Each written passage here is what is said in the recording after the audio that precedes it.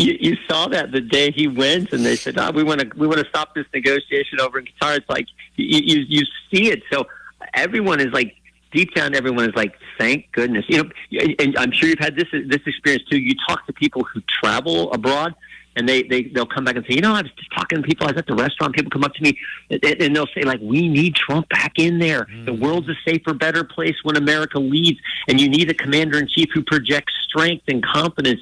So I think it's refreshing for the entire planet.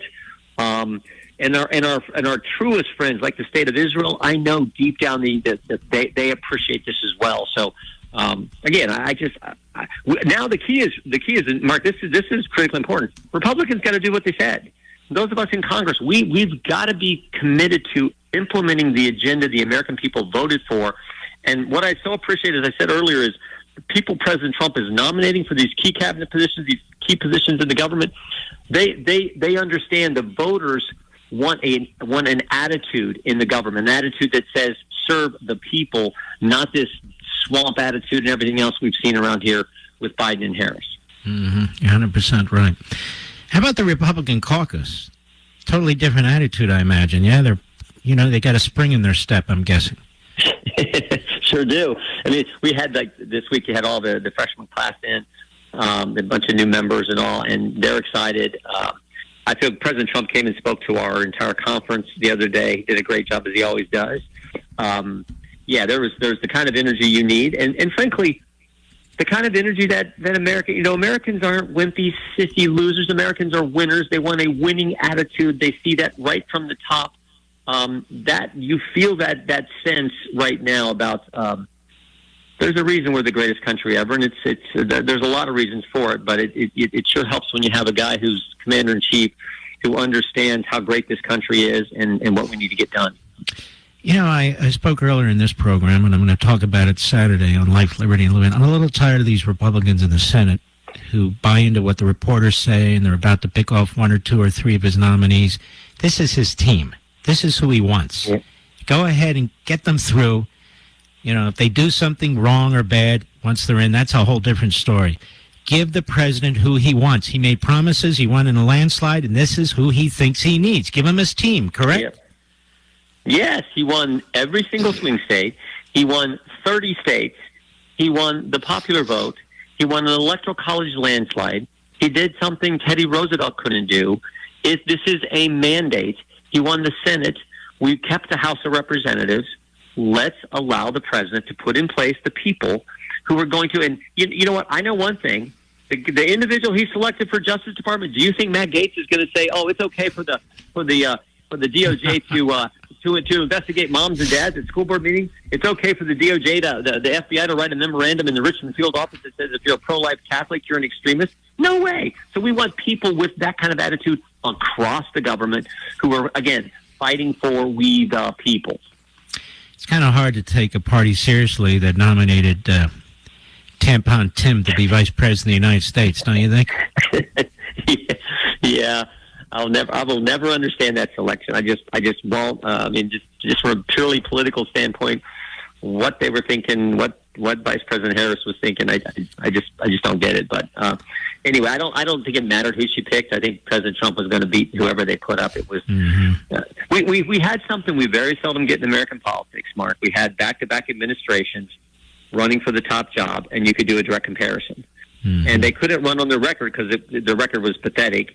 They offered no vision, and what they did is attack our nominee and then call all his supporters fascist, racist, garbage, deplorable, whatever they called us. Mm-hmm. And it turned out the American people said, well, we don't like that, and we really liked what President Trump gave us just a few years ago. We want that back. And he won again, as we said, in a landslide. I don't think they've learned a damn thing, and their media haven't learned a damn thing. Over at MSNBC and CNN, they're just hammering away. I'm thinking to myself, you're so out of touch, but the problem is you drive this poison in our system, our cancer in our politics, the media. It's like they're the point of the spear, aren't they? Yeah, it's the good news is that people see through it, and we have good people like you who are out there telling the truth. But I've said this for, a couple of years now. The left has a template. The left tells a lie. Pick your lie. Trump colluded with Russia. The big media reports the lie. big tech amplifies the lie. And then when you tell the truth, they call you a racist or they call you a fascist or whatever. And then pretty soon your position proves accurate. But by that point, they're on to the next. Artesia General Hospital has welcomed cardiologist Luther Weathers to the team. Dr. Weathers is board certified with a subspecialty in cardiovascular diseases. He treats patients with genetic heart defects, heart rhythm disorders, heart failure, coronary artery disease, chronic high blood pressure, and other cardiovascular diseases. Call 575-736-8270 to schedule your visit with Dr. Weathers in Artesia or visit artesiageneral.com/cardio appointment. Se habla Espanol. Good evening, ladies and gentlemen, and welcome to the pregame show. It's going to be the Dion's pregame show on 106.5 Roswell's Talk FM and KSVPTV.com. Art Sandoval and Jeff Lynn, head coach of the Roswell Coyotes. We're here in the 2024 Nucinda Credit Union State Football Championships in the quarterfinals. Coach, good evening, sir. How are you tonight? I'm great. Good deal, Coach. Well, I'll tell you what, it seems forever that we played last, but, luckily enough, we had a bye week. The Roswell Coyotes got the 1 seed. But before we do anything, start talking about tonight's contest between Roswell and Highlands. Coach, let's talk a little bit about the tournament right now, the final 8. And of course, we have Roswell Highlands. We'll talk about that in just a moment.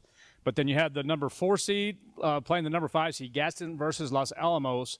And then Mayfield playing Deming. And then, of course, the Artesia Bulldogs playing the Lovington Wildcats.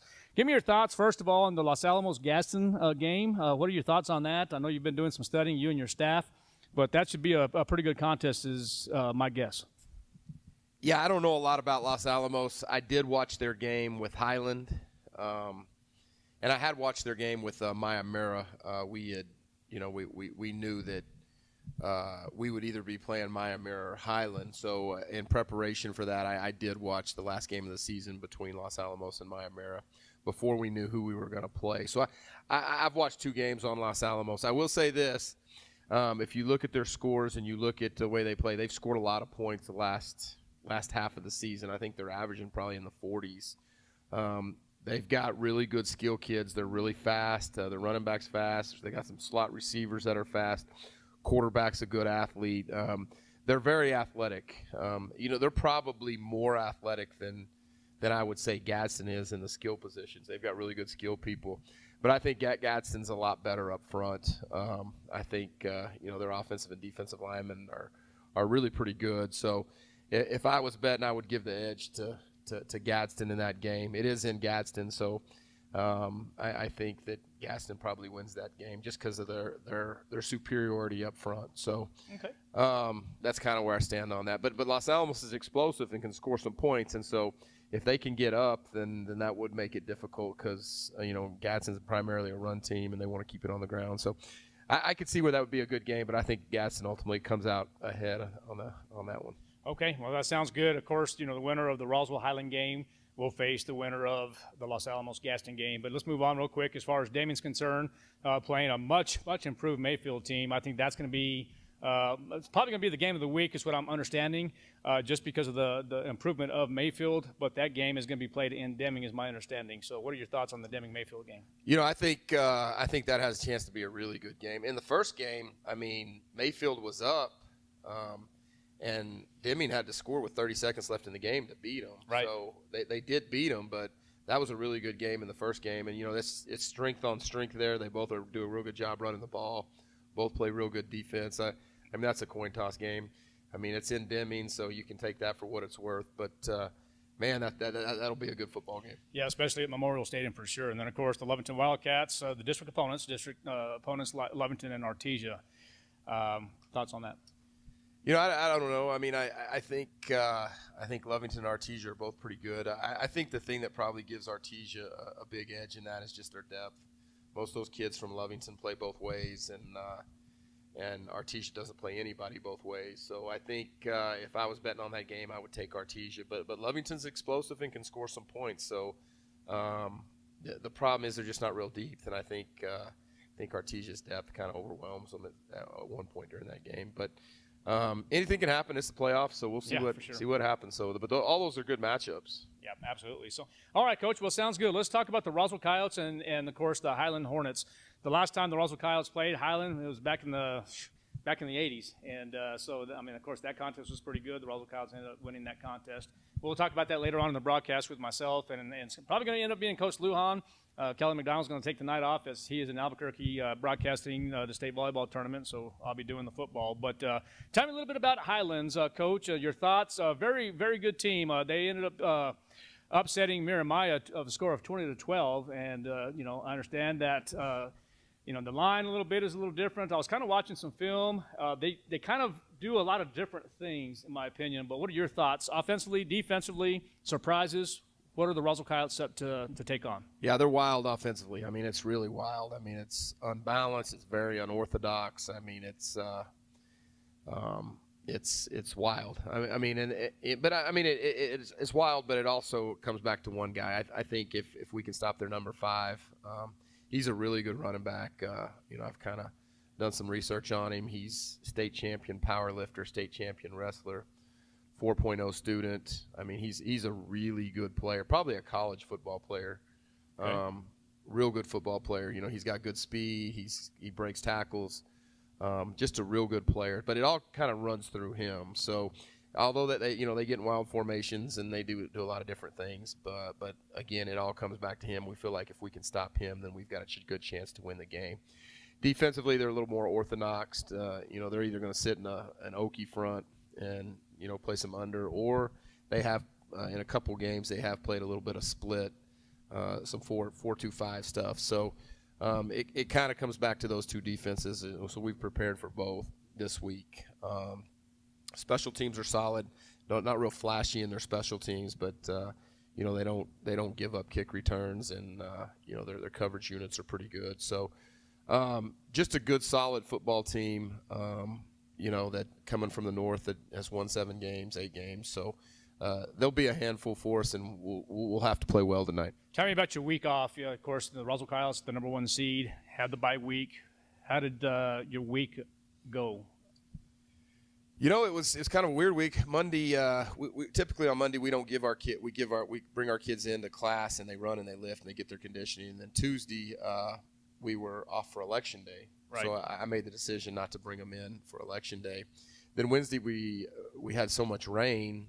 Wednesday we went ahead and practiced, and then Thursday and Friday it rained. I mean, it was pouring, so we didn't. I'll be honest with you, we didn't really practice a whole lot. I mean, we had a big practice on Wednesday, and then we went out Thursday and Friday, but it was wet, and we didn't get a lot done, to be honest with you.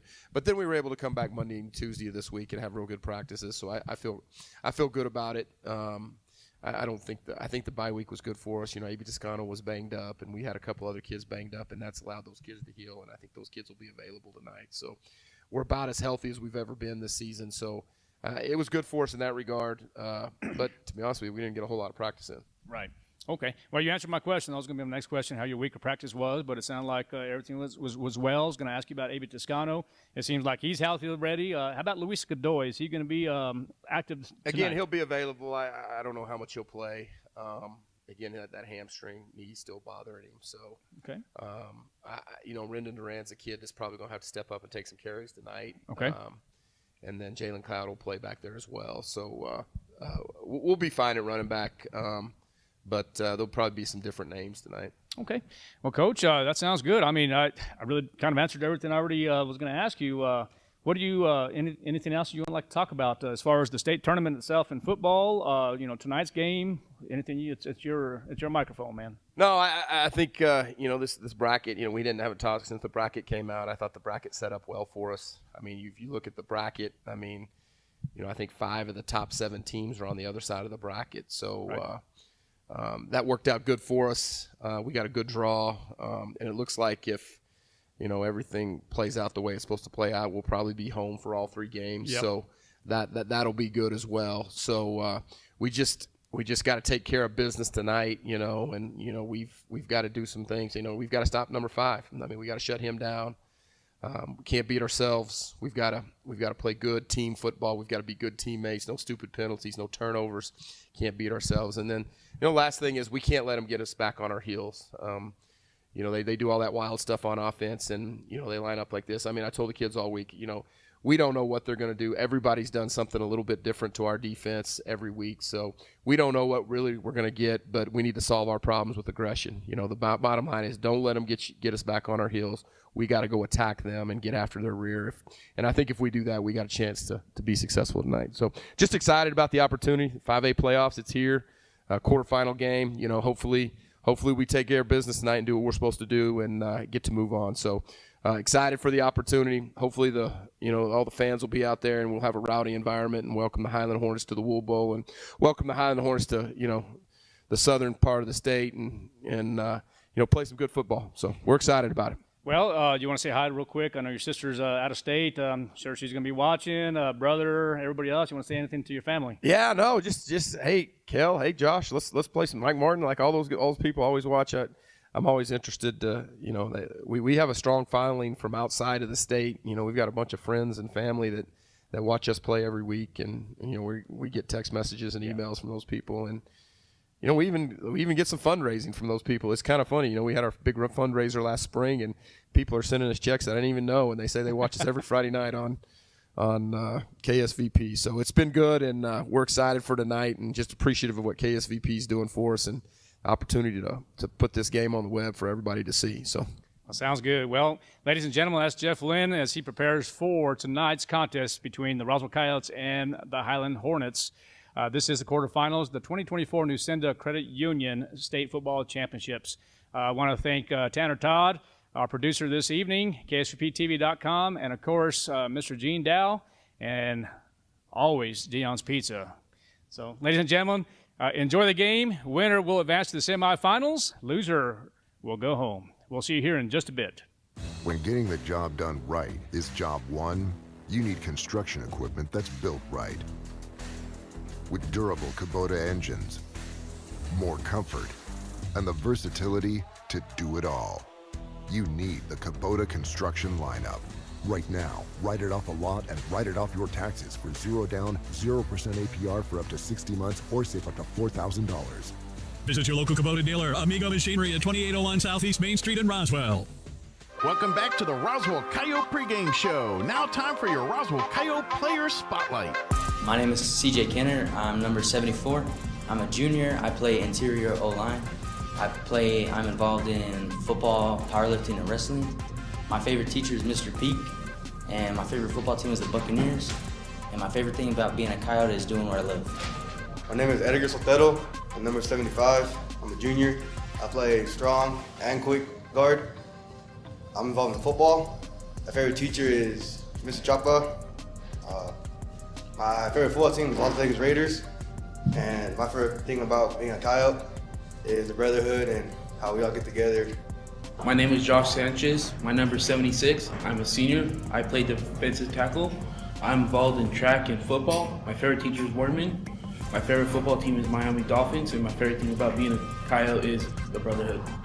My name is Ethan Lopez. I'm number 77. I'm a junior. I play offensive tackle. I'm involved in football. My favorite teacher is Mr. Boggs. My favorite football team is the Seattle Seahawks. My favorite part about being a Coyote is the brotherhood. Go Coyotes! My name is Daniel Borrego. I'm a junior. I play nose guard. I'm involved in football, powerlifting, and choir. My favorite teacher is Mr. Peak. My favorite thing about being a Coyote football player is brotherhood. My name is Isaiah Trujillo. I'm number 79. I'm a junior. I play offensive tackle. I'm involved in football. My favorite teacher is Mr. Peak. My favorite football team is the Seattle Seahawks. And my favorite thing about being a Coyote is the brotherhood and playing on Friday nights. That's your Roswell Coyote Player Spotlight for tonight. Pre-game show continues right after this. If you're missing a tooth or several teeth, a dental implant may be the ultimate solution. Implants look and feel so much like real teeth that you probably forget you have an implant. Maupin and Brown Dentistry is one of New Mexico's most experienced implant providers, with literally thousands of implant patients who are absolutely delighted with the results. Call Maupin and Brown today for an evaluation. You'll be surprised how affordable implants can be. Maupin and Brown, your choice for experienced, state-of-the-art dentistry.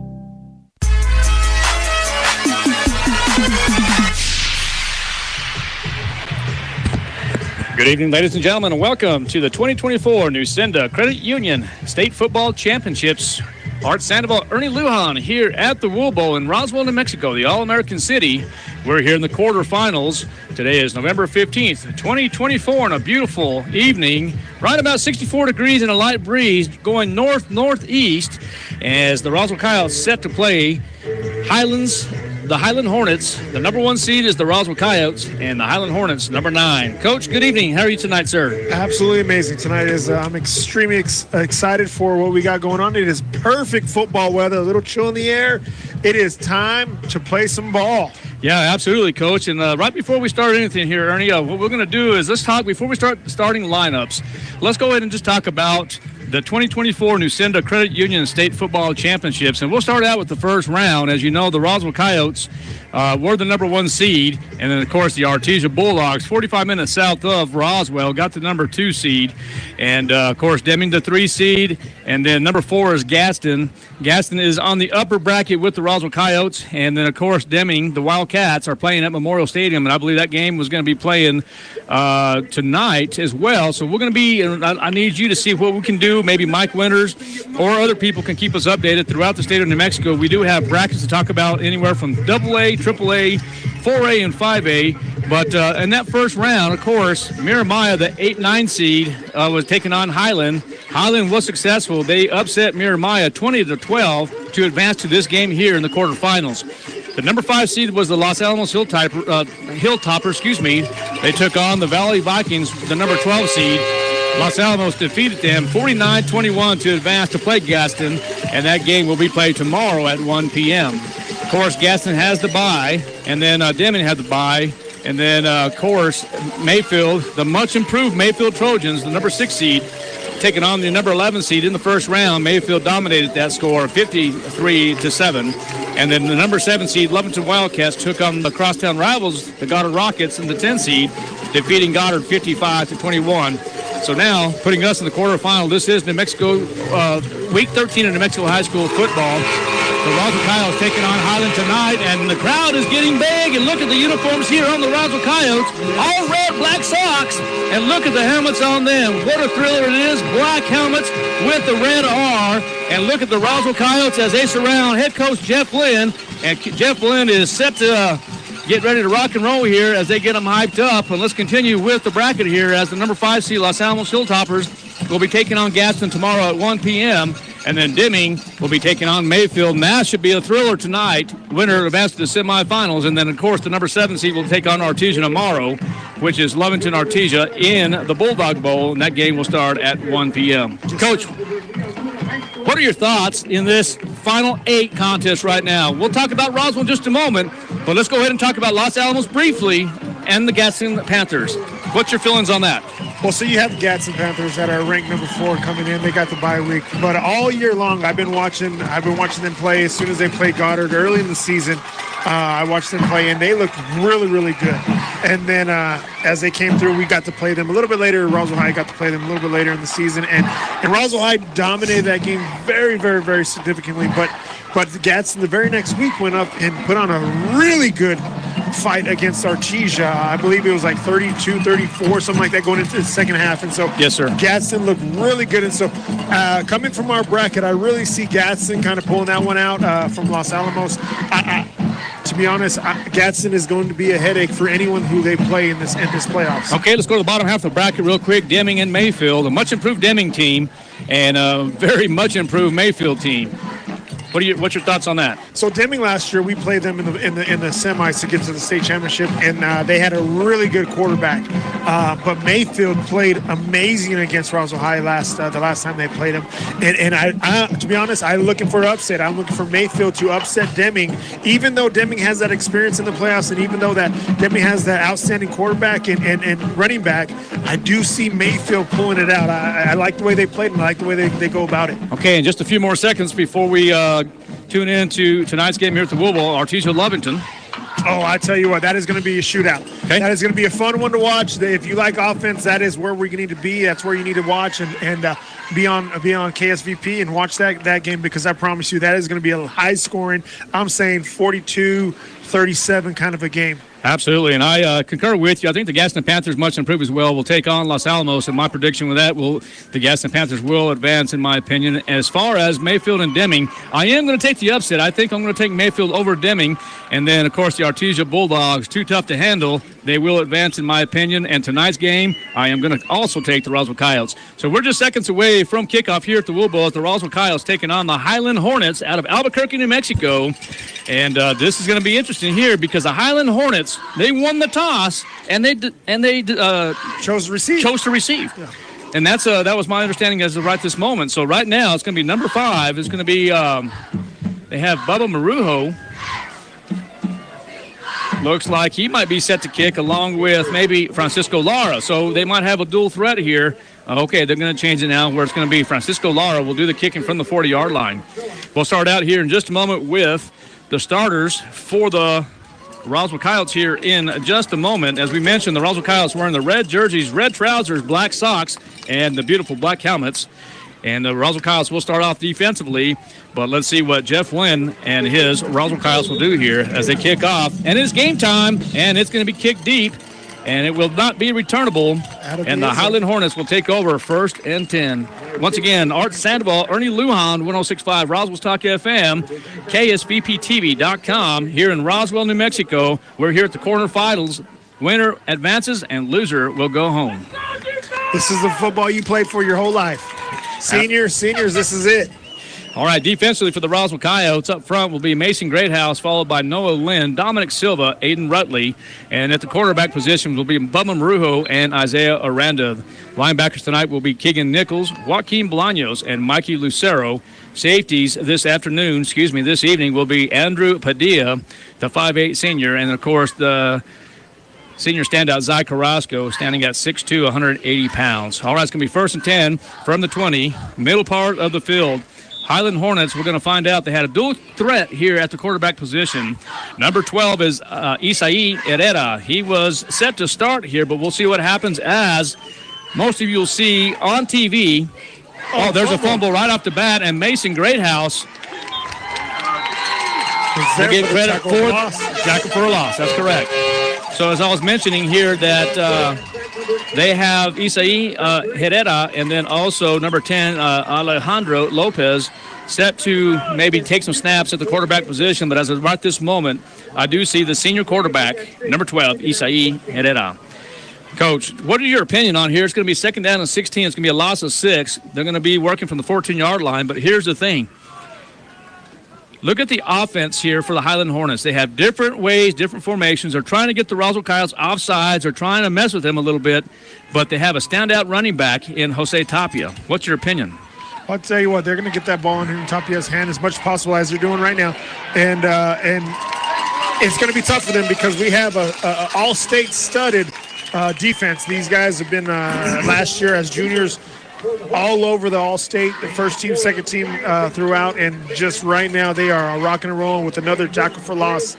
I missed that one, though. I didn't see who was the first one there, but another tackle for loss. And it looked like it was going to be Mason Greathouse, and of course, Mary Mumba is also a standout running back, classified as a senior. 3rd down and 16 for the Highland Hornets. First quarter, 10 minutes and 35 seconds left here in this first quarter.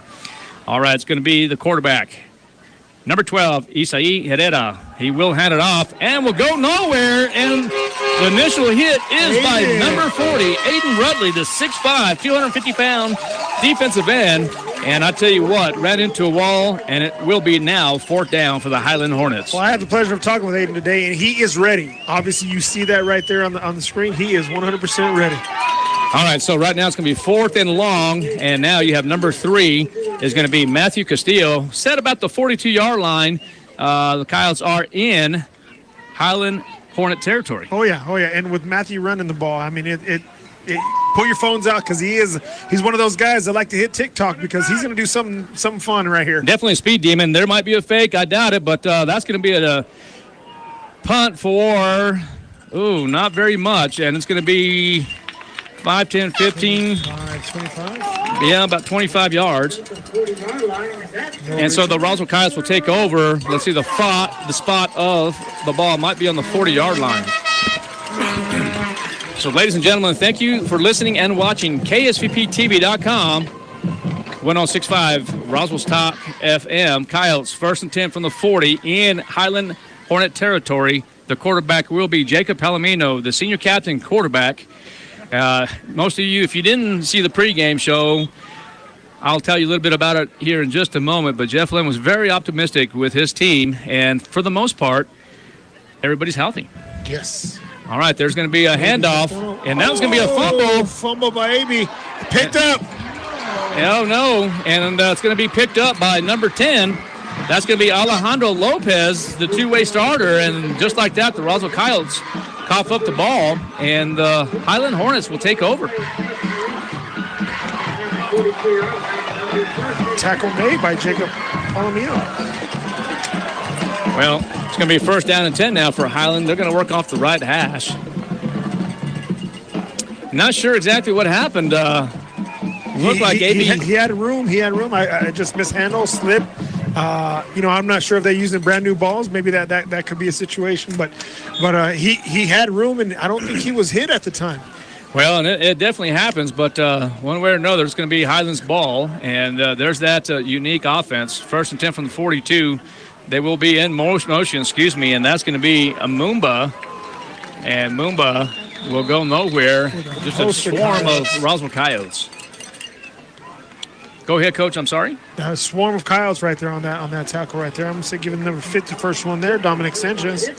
Yeah, Dominic Sanchez was the first Coyote, the initial Coyote. Yes, and then all 11 of them pretty much were on that tackle. And yet to have a positive play coming from the Hornets. All right, looks like the Highland Hornets will take a timeout. We will too. You're listening and watching 1065 Roswell's Talk FM, KSVPTV.com, Coyote Football. Central Valley Electric is continually learning and advancing technology that improves electric service, reliability, and safety, and in turn enhancing the quality of life for members that we serve in our local communities. CVE offers an account management program called Smart Hub that allows members to track their usage, set up convenient pay methods, and the ability to manage their energy use with smart technologies. A secure system such as Smart Hub is an easy tool to use. To sign up, visit cvecoop.org and click Smart Hub to get started.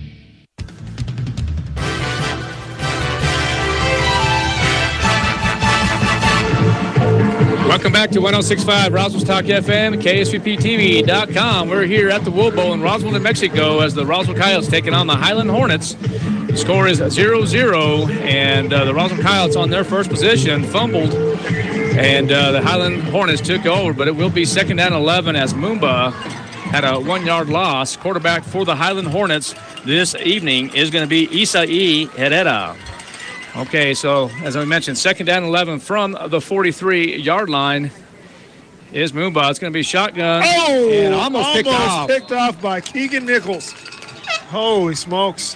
Yeah, that was a touchdown. That was a touchdown. That's right. It was real close, and empty set there for the Highland Hornets. And Keegan Nichols read it just right, but in and out of the hands there. It could have been a pick six, but nonetheless, it will be incomplete. Third down 11. 904 left here in quarter number one.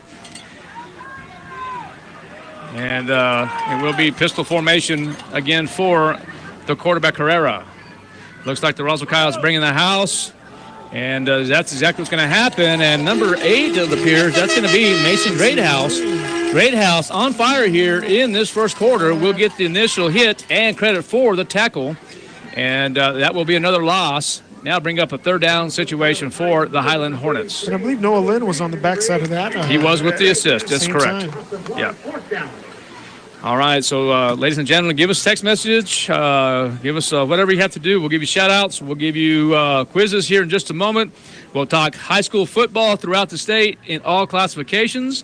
4th and 12 now for the Highland Hornets. Matthew Castillo about the 15-yard line. It looks like it's going to be returnable. Here we go. And there is Castillo. Oh, and he's shake and bake. And finally, he's going to be brought down about the 33, 34-yard line. I'd say about a 14-yard return. Okay, so Ernie has Matthew Castillo credit for 14 yards. So the Roswell Coyotes now will take over 1st and 10. We'll call it left hash for the listeners, 106.5 Roswell's Talk FM. And Jacob Palomino is the quarterback, and A.B. Toscano still in the backfield. Fumbled earlier on the first drive. We'll chalk that up to the bye week. Getting back into it, we'll chalk it up to the bye week. Let's see what we got. Uh-oh. Okay, just a quarterback lead as Toscano leads. And there's Palomino around the turn. He's about the 50-yard line, and that's just a great job by Palomino as he goes about 49, 50-yard line, and it will be a Coyote first down, and the chain gang will advance to the north side. All right, Coach, so here we have right now, do we have a flag? I don't see. Oh, yeah, we do. And look, there's going to be a personal foul on the Roswell Coyotes, so that will go back. And one of the things, Ernie, this is what Jeff and I were talking about during pregame. In order to be successful tonight, I think you will. The Roswell Coyotes had a slow start here in this first quarter, but they will excel in the second and third and more than likely the fourth quarter. They're going to have to eliminate the penalties. Is that your opinion? 100%. Penalties and turnovers. We can't give those up. This is a playoff game. We will show our dominance throughout, but if we give them an opportunity, you never know. You know, this is the playoffs. So we want to continue to just make sure we do our part on eliminating our mistakes. All right, first down and 25 on the personal foul from the Roswell Coyotes. It'll be Jacob Palomino taking direction from the west side coaching line. Is going to be Palomino once again. It's going to be tight formation for the Roswell Coyotes. Toscano in the backfield. Motion for the Roswell Coyotes. We'll hand it off to Toscano. Has room from the 20-yard line and brought down right about the 22-yard line. At first, I thought the ball popped out. But it will be positive yardage for A.B. Toscano. So bring up a third down situation for the Roswell Coyotes. 0-0 is the score. 7:41 left here in quarter one. Still got plenty of time to come on out and join the Roswell Coyotes as they are playing here in the quarterfinals. Winner will advance to the state semifinal game. You thought I was going to say state championship, didn't you, Coach? Well, I expect them to be there. Yes, sir. Well, we got to win this one first. Oh, another fumble. Jacob Palomino picks it up, and he's shake and bake. And Palomino around the 30. By 35-40, and there goes Palomino. And, okay, so here's the thing. I want you to see this as you're telling up because you're taking the place of Kelly tonight as he was in Albuquerque doing some stuff here. But you have to understand, in high school football, you're not allowed to do a hurdle on the opposing team. But it looked like he was out of bounds at the time. Oh, there. And there's going to be a flag. It looks like a flag on the coach. Come on now. I didn't see the hurdle. I saw him sidestep is what I saw. Okay, and I saw a sidestep. A hurdle was completely up and over. I saw him high knee it, a sidestep because a diving guy was coming. I don't think he was completely up and over. That's my opinion. Maybe I am biased, but that's what I saw. Okay, well, that's the opinion of Coach Leon here. I do see different things here, and it could be the sidestep. I'm going based here with the official here. It looks like there's some sideline infraction. There's a sideline infraction. Okay. So play will count. Is that a warning? No penalty? Well, so did they confirm that? Yes. Okay, yes. The white hat did sign. Okay, so if it's a sideline warning, it is going to be the warning on the first offense. Okay, so it's 1st and 10 for the 47, and now there's going to be another flag, and the Zebras will have conversation. So it was a sideline on the first. They're going to give them a warning because nobody was injured or any of that sort there. So let's see what happens here. Another one? Okay, I'm not real sure, but it looks like the official is going to have an official timeout. All right, Coach, let's take a quick 30-second timeout. We'll be right back. Roswell Coyote football on 106.5 Roswell's Talk FM, KSVPTV.com. Find your path to a greater future with Eastern New Mexico University. If you're looking to take the next step in your higher education journey, both in person and online, Eastern New Mexico University is the place for you. ENMU is now accepting applications for spring 2025, so don't miss out on your opportunity to join more than 5,700 fellow Greyhounds on this exciting path to student success. For more information, visit enmu.edu. Eastern New Mexico University. Student success, that's what we're about.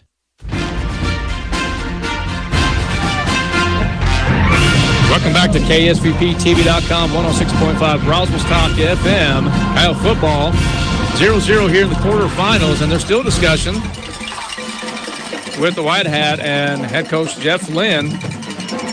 Coyotes do have a first down and about 15 from the 42-yard line.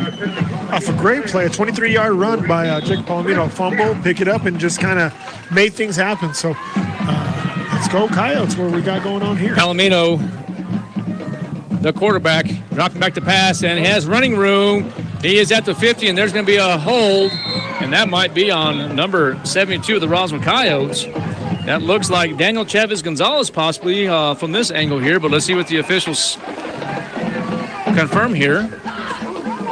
Hold. It is. They're going to call it a hold, and that is going to be on number 72. You know, sometimes bye weeks are great for injuries and recovery, but bye weeks can get you back when it comes to your gameplay. Can put you back a few steps. Yeah, well, right now it looks, you know, Coach, you have a lot of, you make a good point there, you know, but here's the thing. The Roswell Coyotes, after this first quarter, they will be, in my opinion, I think they will end up dominating here after this. I think once they score and get things in perspective, I think the Coyotes will be just fine. First and 20 from the 37-yard line. 0-0 is the score. 6:36 left here in quarter one. Palomino in pistol formation, dropping back to pass. Is going to take a shot up the middle. Has a man open, and Mason Greathouse will be caught up the middle, and that will be another Kyle first down. 30 yards. 30 yards. So nice pass for 30 yards from Jacob Palomino to Mason Greathouse. What a great reception. And so this is what I'm talking about right here. Jacob Palomino, he's a big kid, about 6'1", at least 6'1". He drops back to pass, reads the field correctly, and yes. I'll tell you what, Mason is not a small target. He is not. And completes the pass. And here it is, speed option. And there it is to A.B. Toscano. And Toscano is going to be brought down for a loss of about 3. So second down and about 13.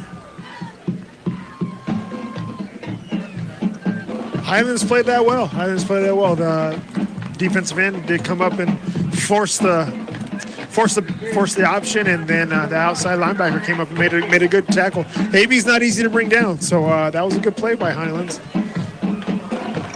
All right, second down and 13 from about the 36. 0-0 is the score. Palomino in pistol formation with motion, and they're going to hand that off again to Palomino, and he's going to be close to the original line of scrimmage. I think they're going to give him credit for 2 yards. All right, so third down, and they're going to say actually 1 yard, but we'll give him 2 yards here on our chart. Palomino will trot back to the huddle, get his Roswell Coyotes set and ready for third down and 11. 5 minutes and 7 seconds left in quarter one. Coach, I'm expecting pass here on this third down situation. Palomino with a good arm. You have that tight formation. Let's see if he does. He is going to roll out to the left side. Wide open. Up the middle. Kobe. And it's going to be caught. Kobe Sanchez in for the touchdown. Touchdown, Coyotes. 34 yards. So 34-yard touchdown pass from Jacob Palomino. Nice touch pass to Kobe Sanchez. And the Coyotes strike first. So once again in this first quarter, you're giving them credit for 34 yards officially. All right, and let's see if the Coyotes will choose or elect to go for 2. I don't think they will. I think it's going to be a PAT by the freshman, I believe. Yes, sir. The freshman is going to kick his PAT. It is the left-footed kicker. There's the PAT. That's up. And the indication is good. Good. All right. Coyotes lead first, 7-0. We're going to take a break. You're listening and watching KSVPTV.com, 106.5. Roswell Talk FM, Roswell Football. So your pecans aren't as big and bountiful as they used to be? Well, what would Jim Gill do? Hi, this is Ben from Roswell Seed Company. Few people knew as much about pecans as Jim Gill. And if he were here today, he'd tell you it was time to fertilize. He'd tell you just what you need and show you how to use it. Then he'd make some joke about your neighbors making fun of your nuts. So when there's trouble with your pecans, head for Roswell Seed Company and ask them, what would Jim Gill do?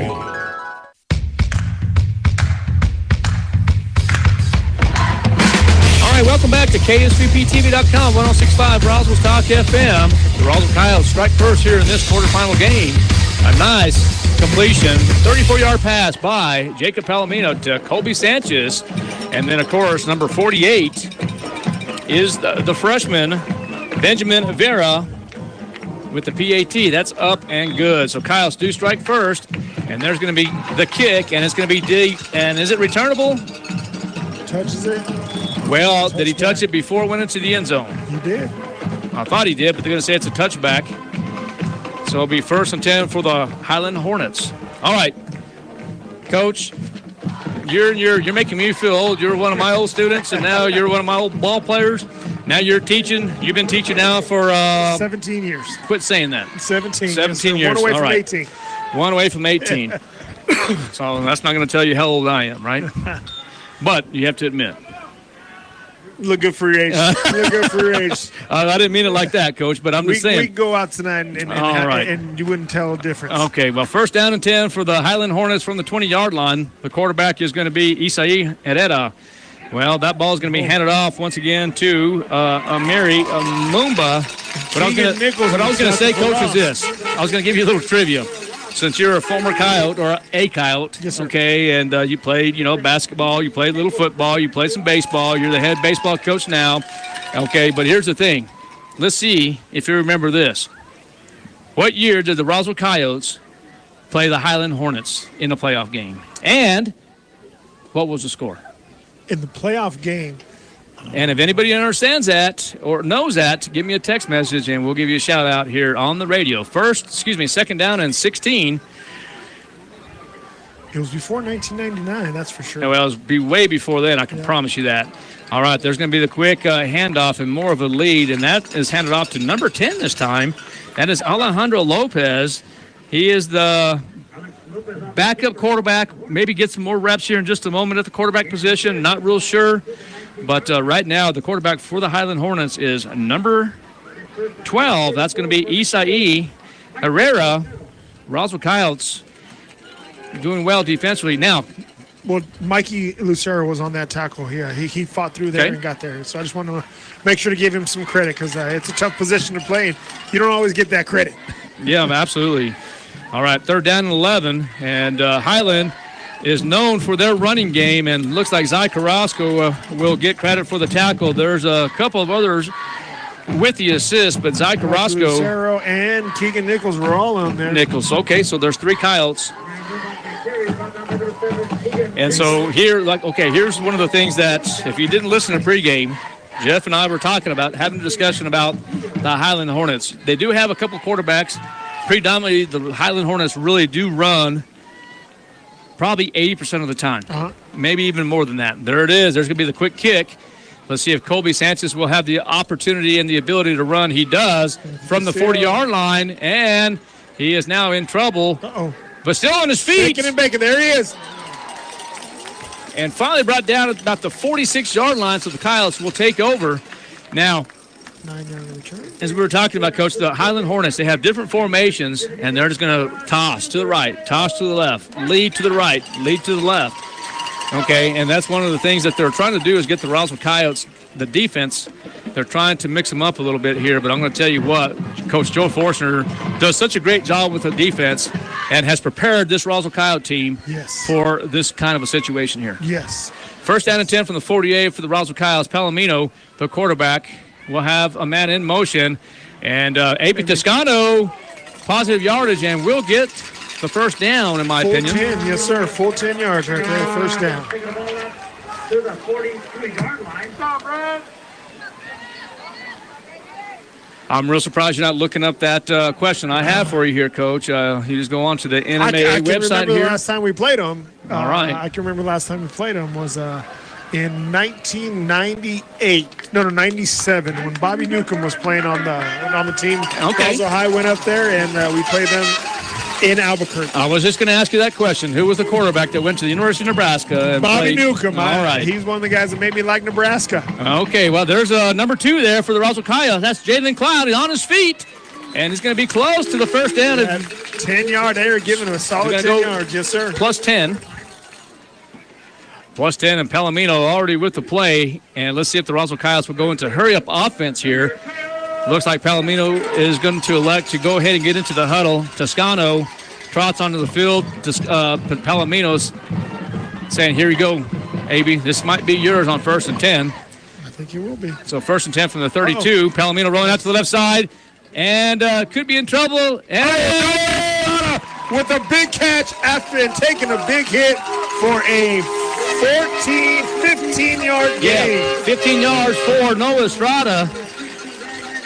And that's just a great job by Palomino rolling out to the left side. You have to turn those shoulders and really open up, and he did that, and just a great catch by Noah Estrada. 1st and 10 from the 16.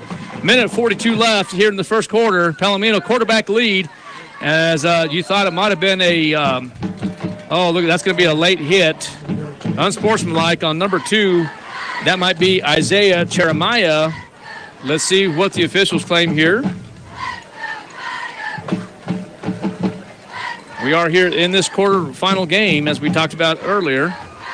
It's going to be personal foul, and it is going to be on Isaiah Jeremiah, the junior cornerback. And if anybody has some scores, maybe if Mike Winters is listening, we hope Gene Dow is doing well. I think he's probably listening here in just a minute. We'll give you a update. That's exactly right. So my dad got that right in 1986. There we go. Just 10 years prior to my last recall of it. Yeah. So, Coach, in 1986, you were probably barely born, weren't you? I was 4 years old. Oh gosh. Well, so I was probably about 6. I don't know. All right, 2nd and 7 now for the Coyotes, and Toscano has it, and oh gosh, he was just one guy to beat, and finally brought down about the 4-yard line.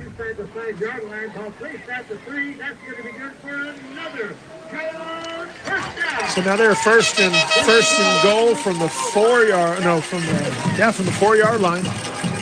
I always like getting first downs within the 5 yards right there. That's always a good situation for an offense. All right, let's see if the Roswell Coyotes are probably going to get bunched up. If not, they're going to get on your bottom of your screen. It will be Colby Sanchez that scored earlier. And Palomino, it is going to be bunched up. Palomino will have a guy in motion. And there's going to be a little toss. And Toscano is going to be in for the touchdown. All of red. Touchdown, Coyotes. Toscano from 5 yards out. And it's nice to see Abe Toscano, the week off, the bye week, really helped him. Yes. You know, he had just not that he was injured, but he was kind of banged up a little bit. Yeah, he was hurt. And right there, I'll tell you what, it really helped them that whole week to recover. And the PAT by Vera, the freshman, is up and good. Coyotes do lead in the first quarter, 14-0. KSVPTV.com, Roswell Coyote Football, 106.5 Roswell Talk FM. We'll be right back. Maybe your AC unit needs a little tender loving care. If you don't know where to turn, then you don't know Jack. In fact, they're downright funky. Let the boys at Fergie's Plumbing and Heating get your AC unit ice cold, just like some of my lady friends. Don't let any fool make you lose your cool. Fergie's Plumbing and Heating. If you don't know Fergie, then you don't know Jack. 632-2660.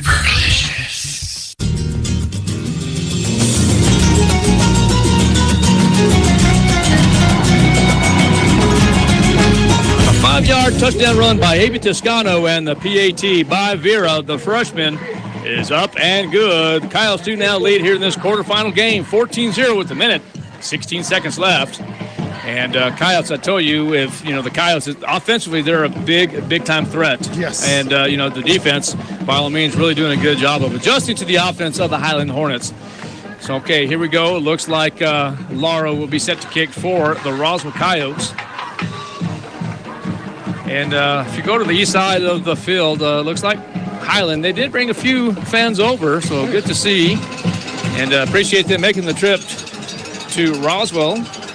And that's a great tackle. Great tackle. Number 5. We got Bubba Marahua running him down from across the field. That was a great tackle, Bubba. All right, then. So people are texting right now. So the answer is yes, that's correct. In 1986, in a playoff game, Coach, the Roswell Coyotes did play the Highland Hornets in 1986, and the score was 14-7. And Roswell? Well, actually, the Hornets won that game. Yeah. Looking for a different outcome tonight. Well, let's see what happens there. There's a lot of history here and a lot of things to talk about here. We have statistics for both squads, and we have a lot of trivia that we could talk about here in just a moment. And I'm just sorry, Coach, I paused a little bit there. I was trying to see if that was number 5 again. That's Mary Mumba. We had Andrew Padilla on that tackle, but I tell you what, Joaquin Bolaños took on a lead blocker. 14-6, I'm backwards. sorry. Yes, sir. And Zy Carrasco was just in there too, causing havoc. So you got some big hitters coming from the Coyote side, that's for sure. Yeah, it's going to be second down and about 9, approaching the 30-second mark here, and the quarterback will remain Isai Herrera. And there's going to be a flag on the play, and not real sure what happened there. Coach, did you see anything? Well, I mean, this is a wacky formations they continue to come out in, and I don't know if it's called they're doing a double motion, if people are set prior to moving, so they might have got called on that. I'm trying to see the white hat. I missed the call. That's my fault. No, Coach, it happens. There's a lot of activity going on up here, as you know. But it's a little different since we brought you into kind of well, you're doing a good job with the broadcasting as well. When Kelly and I are absent or whatever it is, you've been doing a really good job of filling in. You and I had the opportunity we've done a volleyball game together, and now this is, I think, our first football game. This year, anyways. This year, that's correct. So we're approaching the 10-second mark. 14-0 the score in favor of the Roswell Coyotes. Last play of this quarter. Oh! A fumble! Bad snap! And at first, I thought it was a fumble, but it was actually the bad snap. We have 33. Oh, that was Noah Lynn, Mikey Lucero, and I missed the last one, but they were in there. All right, that will end the first quarter. The Coyotes lead 14-0. We're going to take a break. We'll be right back. KSUPTV.com, 106.5 Roswell's Talk FM. No. Central Valley Electric is continually learning and advancing technology that improves electric service, reliability, and safety, and in turn enhancing the quality of life for members that we serve in our local communities. CVE offers an account management program called Smart Hub that allows members to track their usage, set up convenient pay methods, and the ability to manage their energy use with smart technologies. A secure system such as Smart Hub is an easy tool to use. To sign up, visit cvecoop.org and click Smart Hub to get started.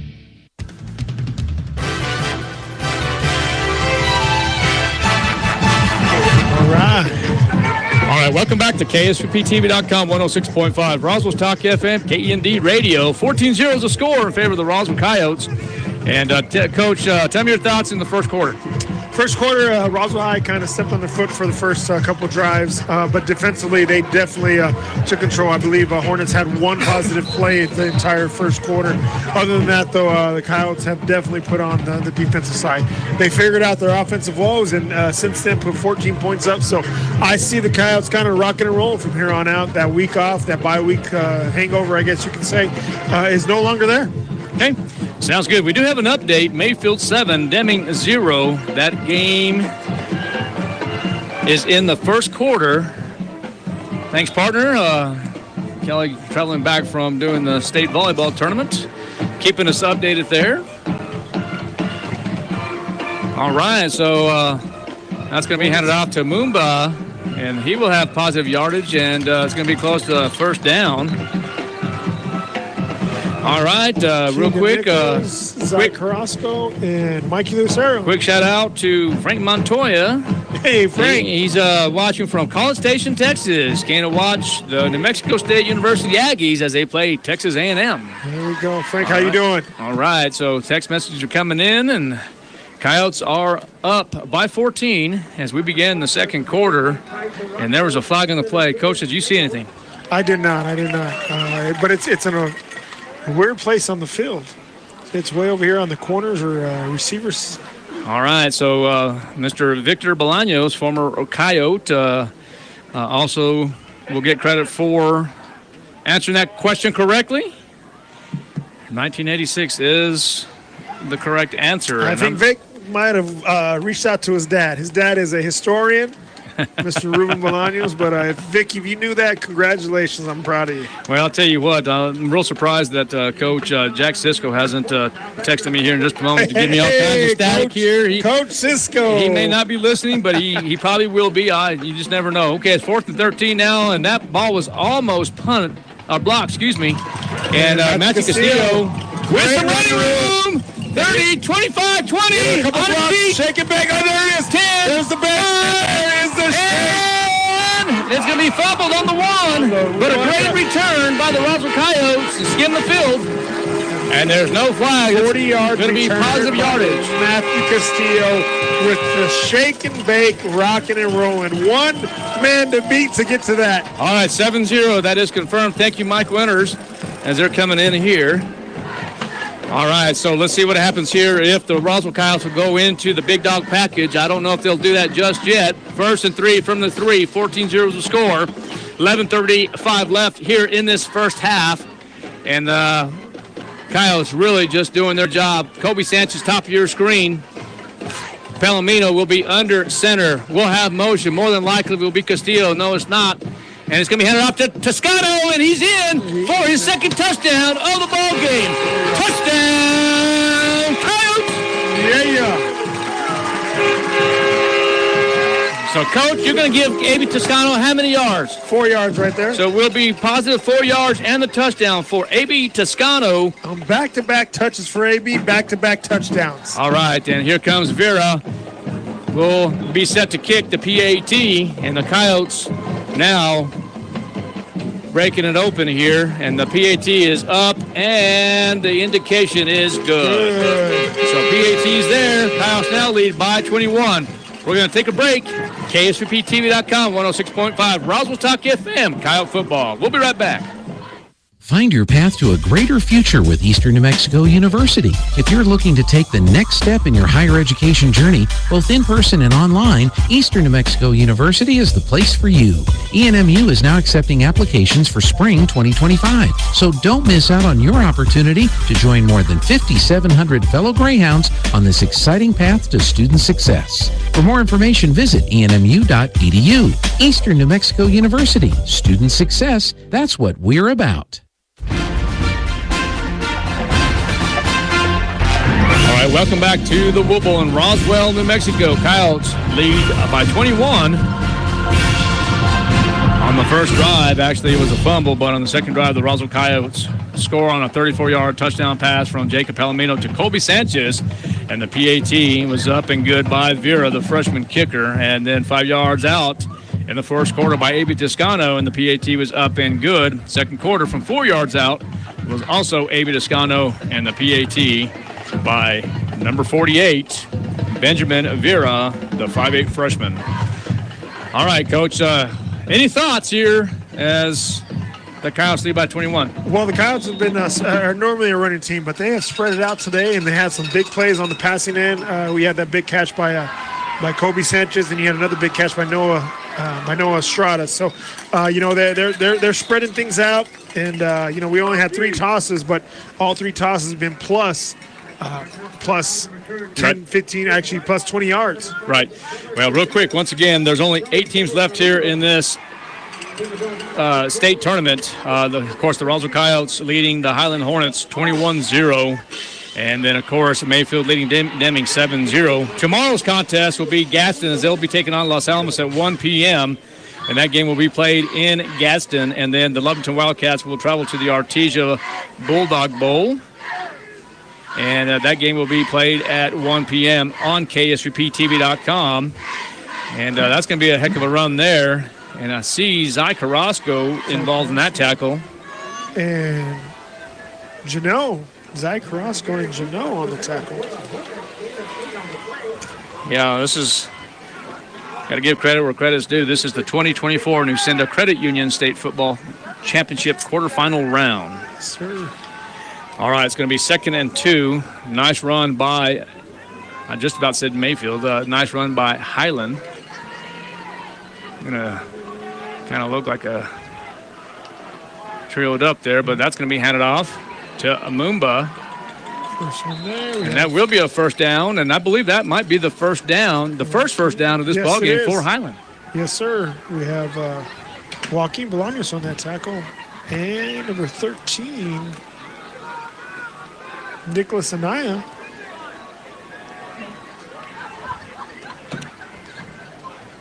Okay, so sorry for the pause. First down and 10 from the 39-yard line, left hash. 21-0 is the score. 10-31 left here in this first half.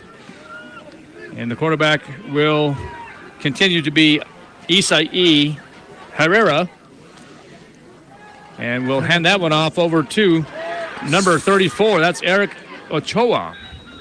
And Ochoa will get about 2 yards on that play. So it'll bring up about a 3rd down and 8 for the Highland Hornets. Isaiah Aranda on the tackle, as well as Joaquin Bolaños.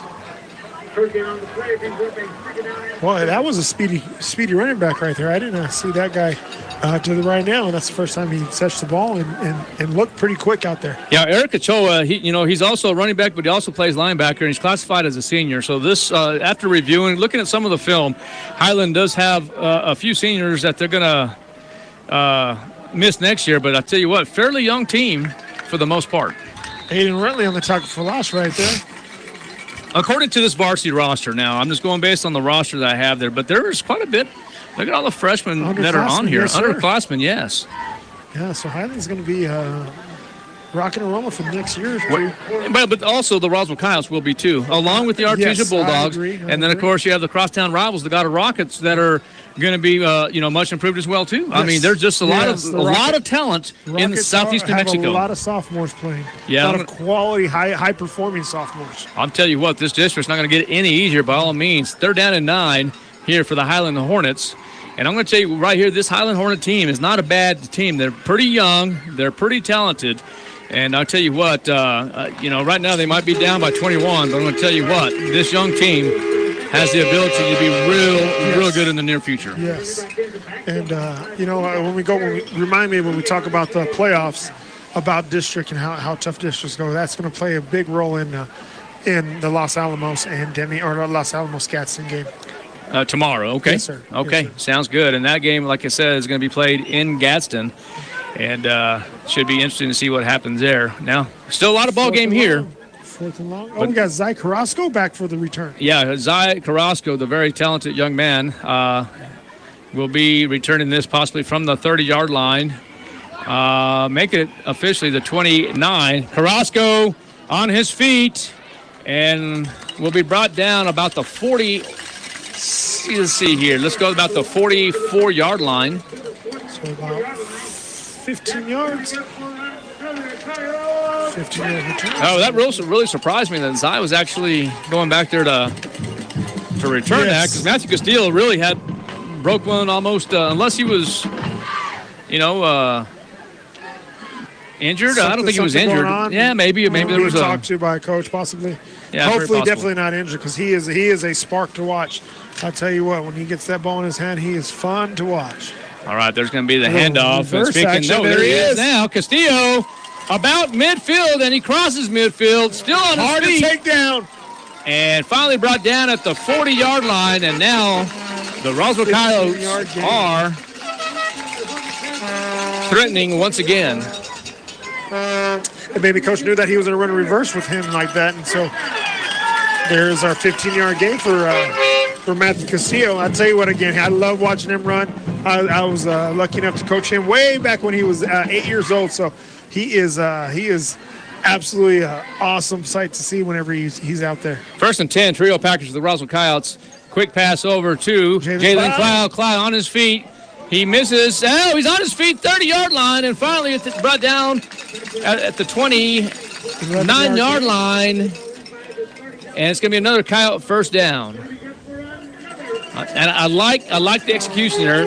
I like the fact that Palomino got rid of the ball and delivered it immediately with the athletic ability of Jalen Cloud. Jalen Cloud on the island is tough for anyone at this level to get a hold of because he is shifty as all can be.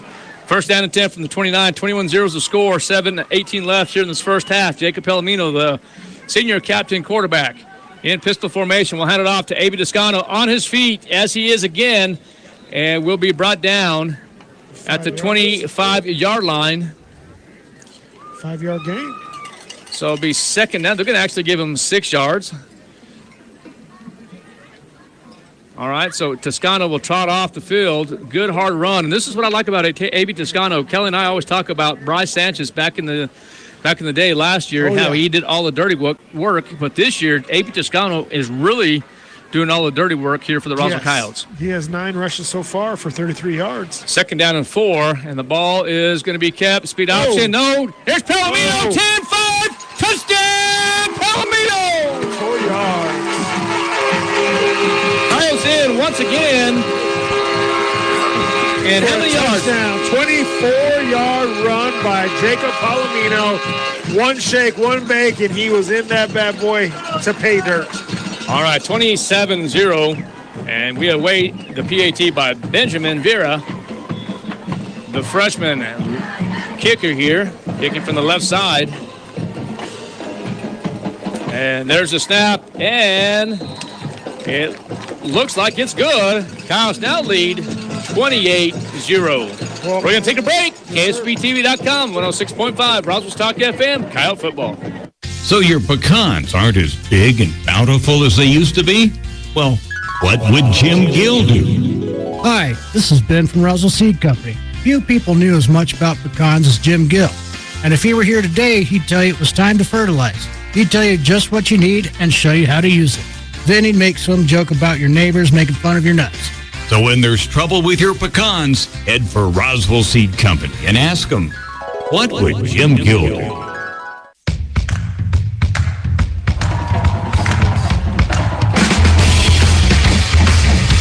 Welcome back to 106.5 Roswell's Talk FM, KEND Radio, KSBPTV.com. Coyotes lead 28-0. 6 minutes and 31 seconds still left here in this first half. Coach Lujan, your thoughts here in this first half, sir? Well, I'll tell you what, I am excited to watch these boys run the ball. Jacob Palomino with that ball in his hand tonight has been magical. Tossing the ball, running the ball.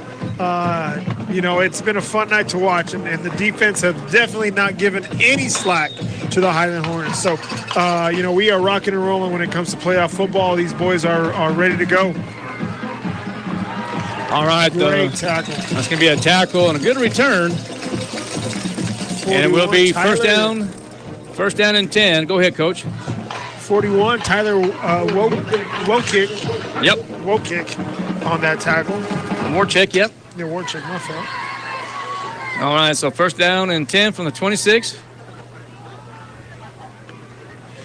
Now, if you're the Highland Hornets, Coach Lujan, what would you do in this situation? What would you be telling your team right now if you're down 28-0 to the number one team in the state, the Roswell Coyotes, playing away? You're 3.5 hours away from home. What would you be telling your team at this point in time? I'll tell you what, it starts with one play. That's the big thing. For them, it has to start with one play. Whether it be one play, then it moves into one first down, one drive. And that's all they got to really look for. You can't get 28 points on one throw or run. So something for them that they got to focus on is just one step at a time coming back. On the tackle right there, we had Adrian Padilla and Zy Carrasco. Yeah, just looking at max prep right now in the 5A classification, have the Roswell Coyotes, Artesia, Deming 3, Gaston 4, Leventon 5, Mayfield 6, Los Alamos 7, Highland is in the 9th spot as Goddard is eliminated. So, I mean, it's pretty amazing how close Max Preps is. They're pretty much spot on, Coach, with their algorithms. Yes, I agree. For the most part, unless it's in baseball, is all. I get it. Oh, big stick coming in right there, number 40. I get it, man. With another tackle for loss. Pick up these paper clips here. Well, you know, prior to this game, the Highland Hornets, they come in this contest, as we mentioned earlier, with an overall record of 7-4, 5-2 in district play. They're ranked 47th overall in the state of New Mexico and ranked 9th in the 5A classification, getting the upset last week as Highland was the number 9 seed and they defeated Miramaya. And so that was a big win, 20-12, and the Roswell Coyotes come in this contest 8-1 overall. The only loss was to Lovington, but 6-1 in district play, ranked 6th overall in all classifications and ranked number 1 in the 5A classification. Excuse me. Marigo on the tackle right there. All right, so now I see Matthew Castillo. He's about the 40-yard line now, awaiting the punt from the Highland Hornets. So I'm expecting to get another electric return right here. Well, let's see what happens here. 4th and 7. I don't foresee any trick plays at this time. They're just going to kick that out of bounds, and that was not a very good kick. So about a 20-yard total yards. I mean, number 12, that was the punter, Isai Herrera, kicking from the 20-yard line, the left-hander, and he kicked it from the left side and actually just kicked it pretty much straight out of bounds. Straight out of bounds in their own territory. Yes. All right. Well, Coach, the question I have for you now, sir, is this. Yes, sir. When you have this, now you have the Roswell Coyotes leading by 28. You have 4:15 left here in this first half. What will the Coyotes be doing here on this drive? Well, they're going to establish keep their run going. You know, they had a week off. I don't see them changing too much. Trying to do anything fancy. I don't see them trying to push the score up fast, but I do see them making sure that they are doing what they're supposed to do sound. They're doing what they're blocking wise, assignments, things of that nature. They're already on the Highland side, so like I said, they're going to stay with what they know. You know, maybe give Palomino an extra down to roll out and make a play on his own. All right, 2nd down and 13 from the 42-yard line. Left hash, Palomino working now as the clock will continue. And there's going to be the forward pass here. Castillo with some running room goes around the 40-yard line and finally brought down. That's going to be a pretty good tackle there. And that was number 25 for Highland. And that is going to be Jose Tapia, the cornerback. He is classified as a junior. Well, this is going to be the first time that they actually get a full stop if they stop the Coyotes right here. Again, this is 4th down territory, I believe. They still got some work to do, Highlands does. But Roswell, you can take a look at it. Let's go 4 downs, cut it in half right here, and then get the second half on the next play. Okay, it's going to bring up a 3rd down now and about 12. Pistol formation for the Roswell Coyotes.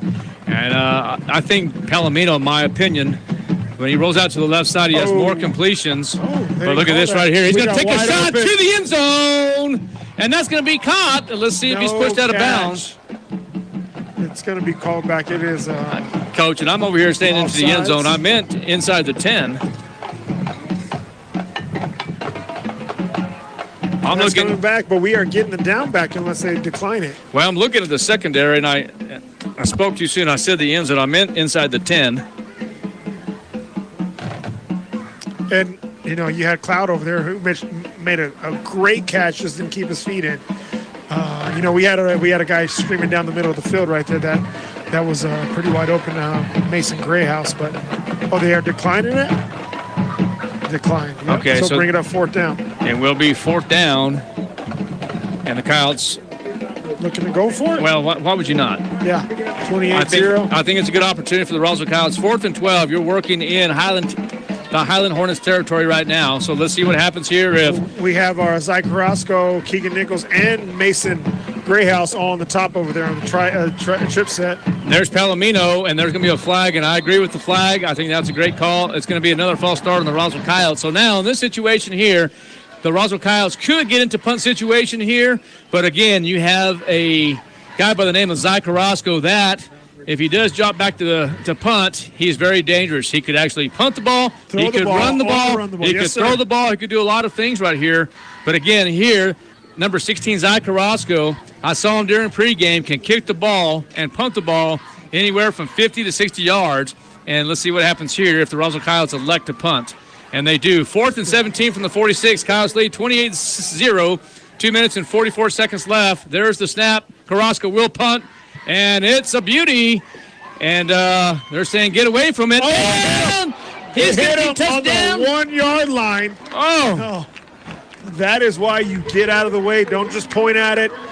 Oh, he had to jump on that. That almost was a defensive touchdown for the Coyotes. Alejandro Lopez was going to let it go, but a great bounce, and it hits him on the 1 yard line. So now the Highland Hornets and Isai Herrera will take over at the 1. Oh my goodness, they got this defensive line that's staring them right down. So they are going to have trouble getting out of the end zone. I'm expecting a safety coming from our outstanding defensive lineman. So you're saying bring the house? Well, I don't think we even have to. I think that our defensive line is going to go ahead and take care of it right here. Okay. Even without bringing the house. 1st down and 10 from the 1 yard line. Coach Lujan saying, no, you don't need to bring the house, so we'll see what happens. But guess what happens? The Highland Hornets elect to take another timeout. That means we will too. You're listening to Coyote Football on 106.5 Roswell's Talk FM, KSVPTV.com. Maybe your AC unit needs a little tender loving care. If you don't know where to turn, then you don't know Jack. In fact, they're downright funky. Let the boys at Fergie's Plumbing and Heating get your AC unit ice cold, just like some of my lady friends. Don't let any fool make you lose your cool. Fergie's Plumbing and Heating. If you don't know Fergie's, then you don't know Jack. 622-2660.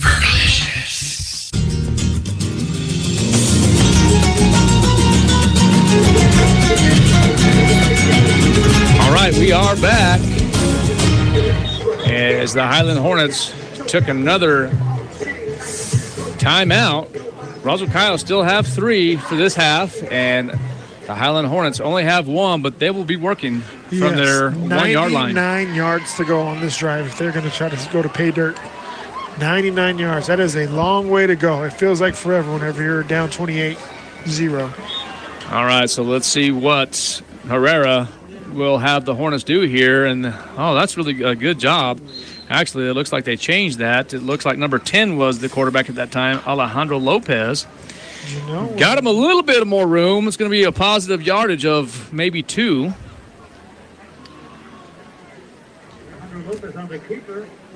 Yeah, that's so they had changed quarterbacks there. 2nd down and 6. They're going to say it was positive yardage for 4 yards. 2nd down and 6, 2 minutes and 7 seconds left. 28-0 is the score in favor of the Roswell Coyotes. Here in the quarterfinals here in Roswell, New Mexico.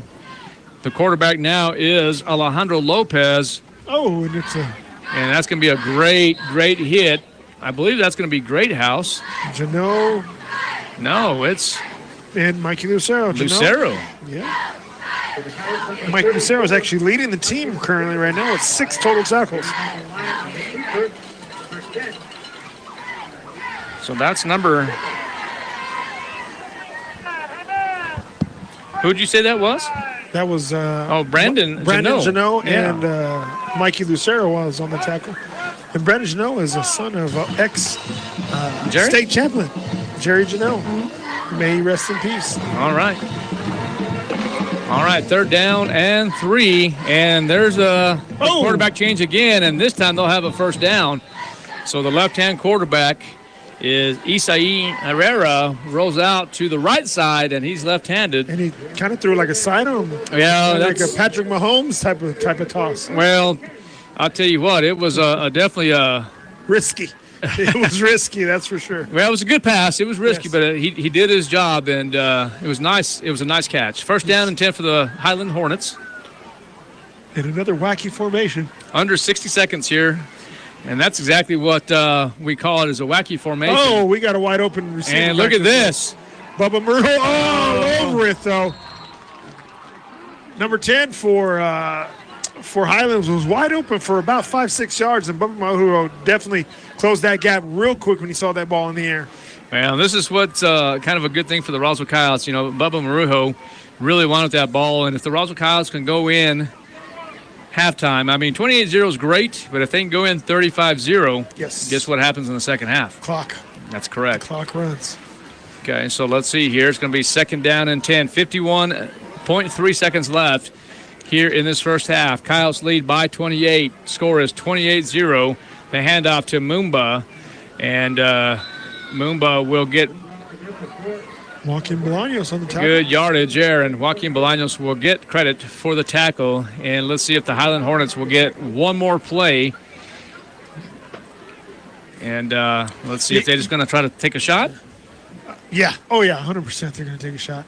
I've seen wacky formations, you know what I mean, every once, twice a game, but this is part of their part of their playbook. Right. They have that everybody over, tackle on the left, and tackle is eligible whenever he's the sole side on the left side. So it's kind of like I said, it is tackle. Well, actually, they only have a guard, so that guard is eligible up top.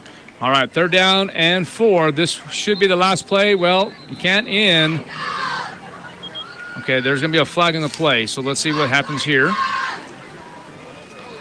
Well, being recognizing that, I promise you that they're going to have a pass going to that guard. We have the guard center and then student body left or student body right, whichever you're looking at. But I promise you, they're going to try to sneak that guard out one way or another throughout this game. Having watched film on them, they may be part of their playbook as well. But I know for a fact, as a coach, Coach Fortner definitely is ready for that. All right, third down and 4, and the penalty. It appears the penalty is going to go against the Coyotes, giving the Hornets a first down. All right, so it will be a first down for Highland. I didn't see the call. It looks like a holding call. I'm not sure. I couldn't tell you. I'd be lying to you if I told you, so I don't know. But here it is. This is going to be more than likely the last play of this first half. Bubba Marujo on the tackle as well as Mikey Lucero. And that, they're going to say they're going to have one. There's a penalty. Oh, come on. All right, first down and 10 with a flag. Discussion, so there might be one last play for Highland here. The breeze here in Roswell, New Mexico has really died down, so really a pleasant evening. Yes. It is an absolute wonderful November night here in Roswell, New Mexico. Great for playoffs. Hard. It's great for hitting. It's hard to believe it's only 57 degrees here, and it's November 15th. It's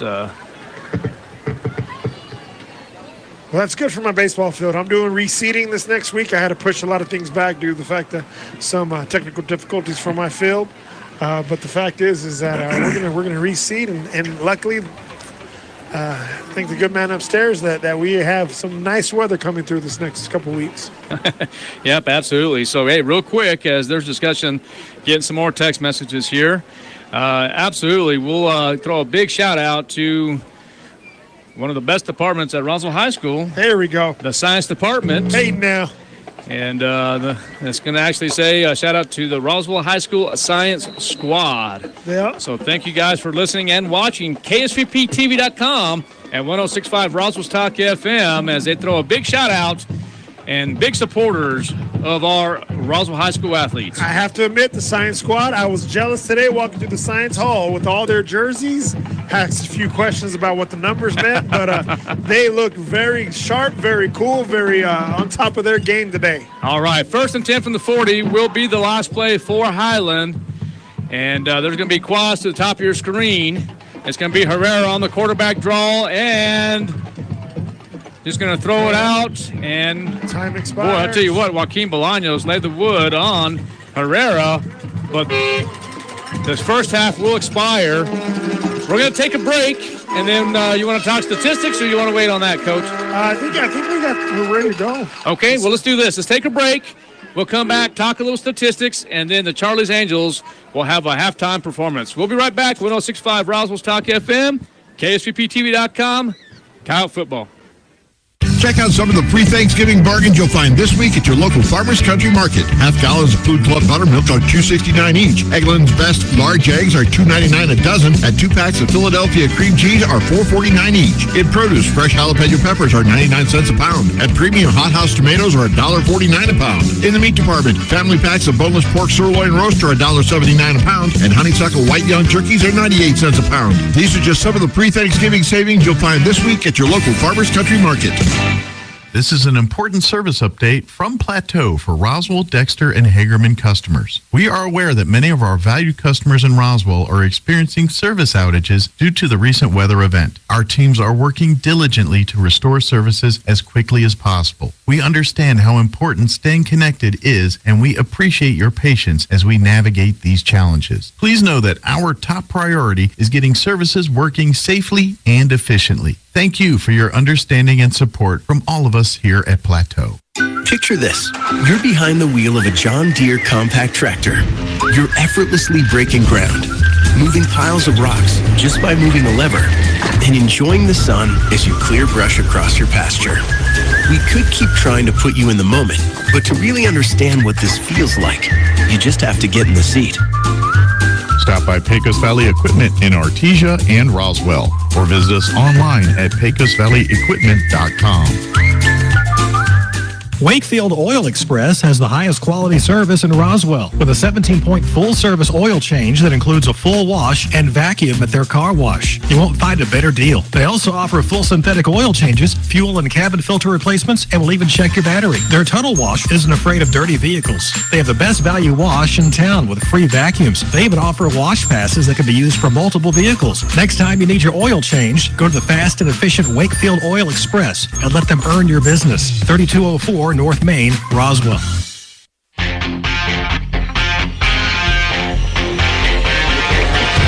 Welcome back to KSVPTV.com, 106.5 Roswell's Talk FM. The Roswell Coyotes lead big here in this first half, the score of 28-0.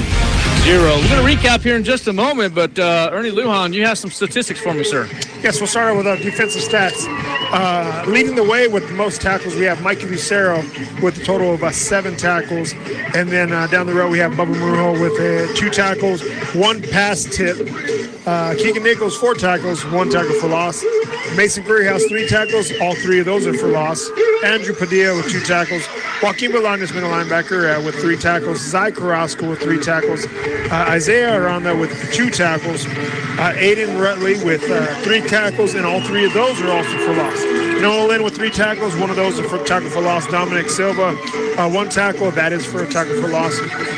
And then we have Nicholas Anaya with 1 tackle. We have Daniel Borrego with 1 tackle. Mr. Brandon Janot, sophomore, with 3 tackles. And that is our defensive stats as of right now. As we move forward to our, we'll go to our special team stats. We have freshman Rivera with making all 4 of his extra points. And then we have punt return, total yards for punt returns. Magic Castillo with 63 total yards and 4 total returns. Zai Carrasco with 1 return for 15 yards. Now we're going to move on to our offense. Offense is 1 yard shy from 200 yards. They are at 199 yards and 108 coming from rushing, 91 passing yards. Jacob Palomino has a total of, again, 91 passing yards for 5 attempts. 1 touchdown being there. Go back to our rushing. We have 3 rushing touchdowns. 1 coming from Jacob Palomino on a 24-yard run. We have A.B. Toscano with back-to-back touchdowns, 5-yard and 4-yard touchdown runs. And then our Jacob Palomino with passing yardage. Again, I told you 91 yards. One of those being a 64-yard touchdown pass. That 64-yard touchdown pass is going to be accredited to Kobe Sanchez. So he has, I'm sorry, I meant to say 34-yard touchdown pass. So 34 yards for Kobe Sanchez. Matthew Castillo has one catch for 11 yards. Jalen Cloud, again, he had 1 catch for 11 yards. Noah Estrada, he has 1 catch for 15 yards. And we have Mason Greathouse, 1 catch for 30 yards. And that concludes our stats, offensive, special team, and defensive stats. All right, well, there you have it. The Roswell Coyotes lead 28-0 here. And just a couple of things real quick. I do have an update from Mayfield. It looks like from Deming. Mayfield currently leads 7-0. And so, again, halftime? It is halftime. So Mayfield is leading Deming 7-0. But here at the Wool Bowl, it's 28-0. And just a few more shout-outs real quick as they're coming in here. You know, as we talked about the science department over at Roswell High School, well, guess what? You know, of course, Coach, you know, I'm over the English department, and we do have the best English department at Roswell High School as well. But guess what? Our department head, Miss Cheyenne Kaiser Duran, she says that she's going to try to get some jerseys for the English department and try to outdo that science department. What do you think about that, partner? Well, like I said, I enjoyed walking down the science hall. I know, I know Cheyenne. She likes to try to get her things done. Well, majority of the time she does. But you got to. I'm from the show me state, baby. You got to show me. Well, Missouri up in here, Cheyenne. Well, no, you're here's the thing. What we're going to end up doing. So, no, the good thing about that is we're all Roswell Coyotes and all good, clean fun. So, ladies and gentlemen, we're going to take a break. Coyotes do lead big here in the first half, 28-0. We'll be back here in about 10 minutes. And welcome back to halftime here at the Wool Bowl as your Coyotes here in playoff action. It is halftime, and as is our tradition during halftime, this week we have the big guy, the AD, Britt Cooper, joining us in studio this morning. How are you today, sir? I'm doing good, Mike. How are you? Doing good. Of course, it's just been a busy week of sports. We were right in the middle of volleyball playoffs and everything else, so it's just an exciting time for sports all across the board right now for all of the RASD. Yeah, we're real excited. You know, with Roswell and Goddard both qualifying for the state volleyball tournament, and then, of course, Roswell's still going in football, and unfortunately Goddard got knocked out last week. But it's been a solid fall season. Yeah, soccer kind of been doing their thing. Cross country's doing their thing right now.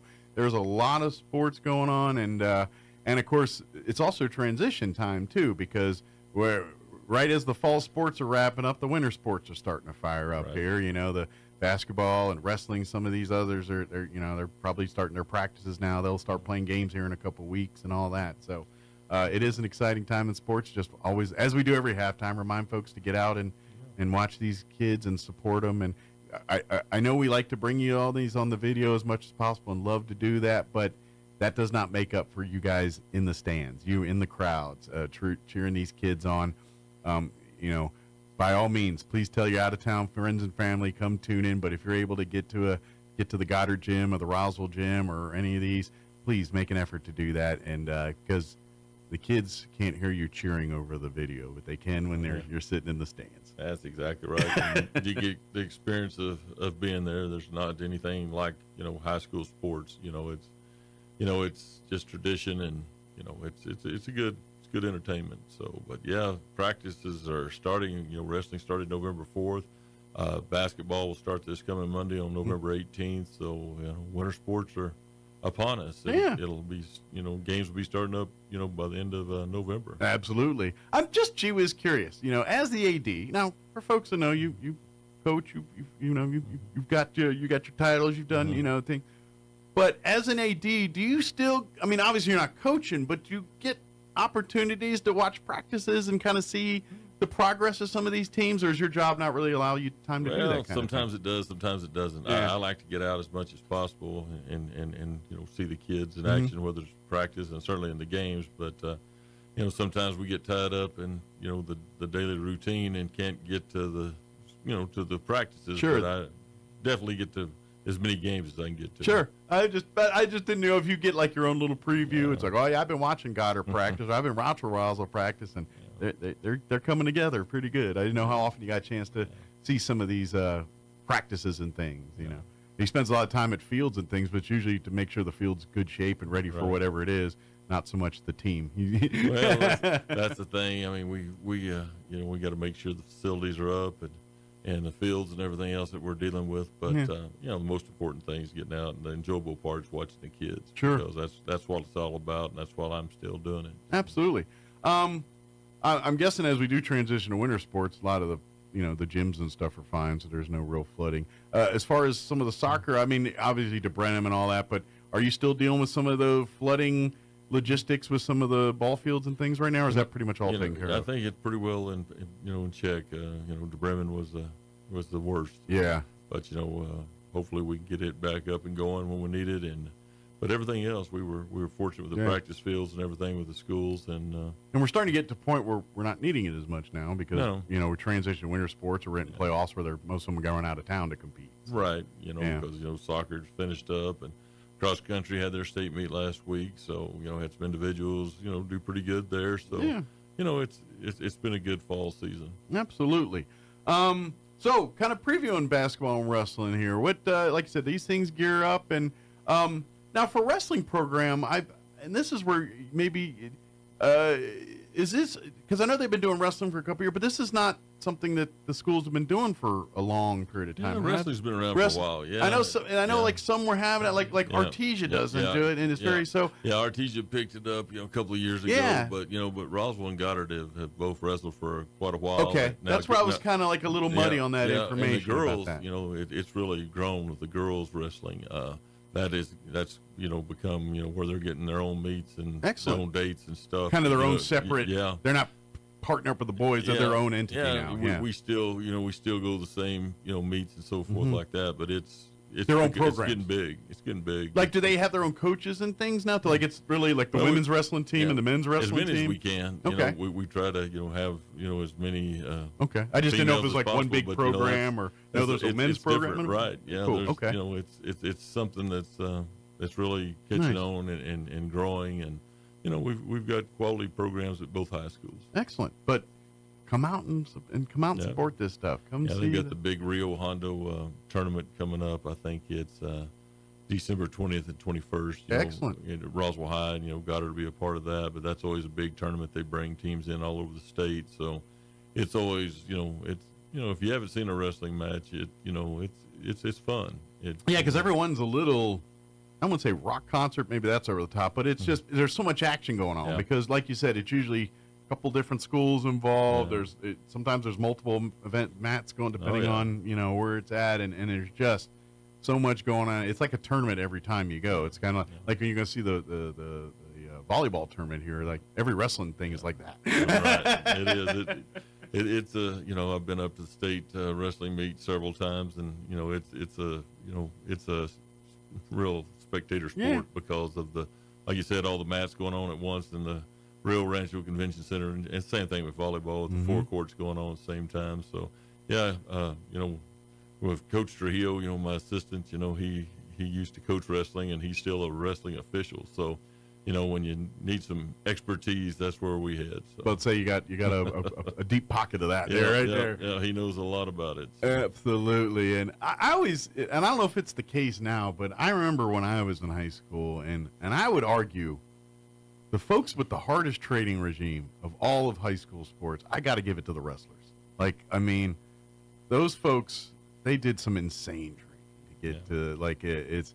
And I don't know if that's still the case nowadays, but like if I look and if someone asked me pound for pound, what kids in athletics are training the hardest in high school, and I'm gonna give the nod to the wrestlers. They're probably the ones that are and not to mention because of the nature of the sport, they're always worried about weight and things like that. So there's a lot to it, and those kids, there's they work hard at it.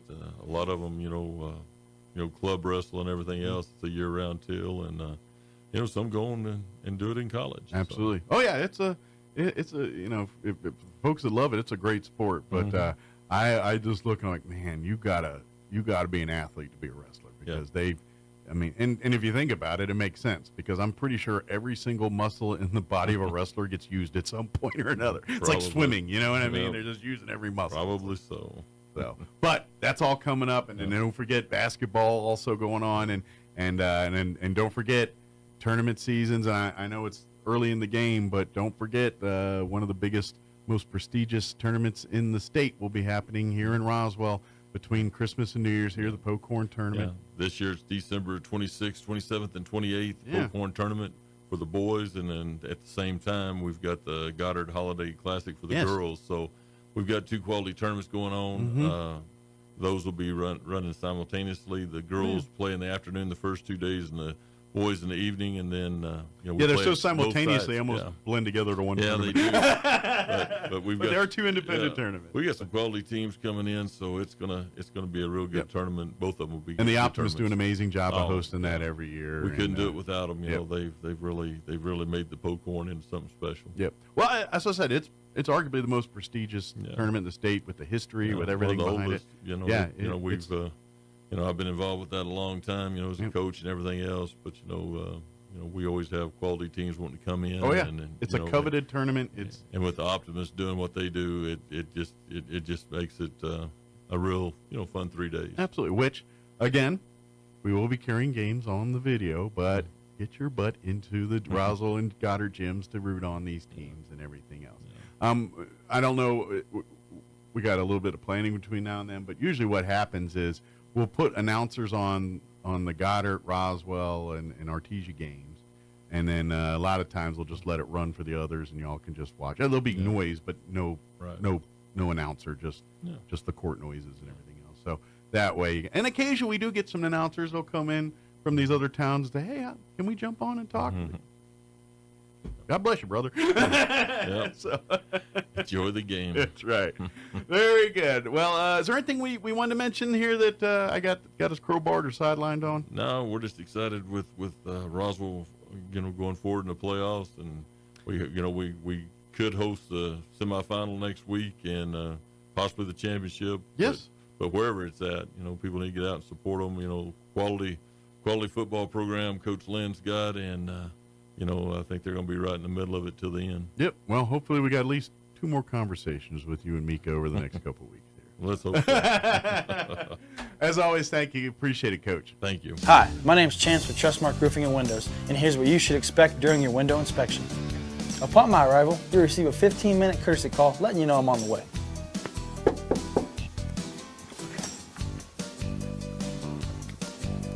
Once I'm in your home, I'm going to be checking for moisture indication, functionality, and any kind of energy efficiency improvements to the inside and outside of your home.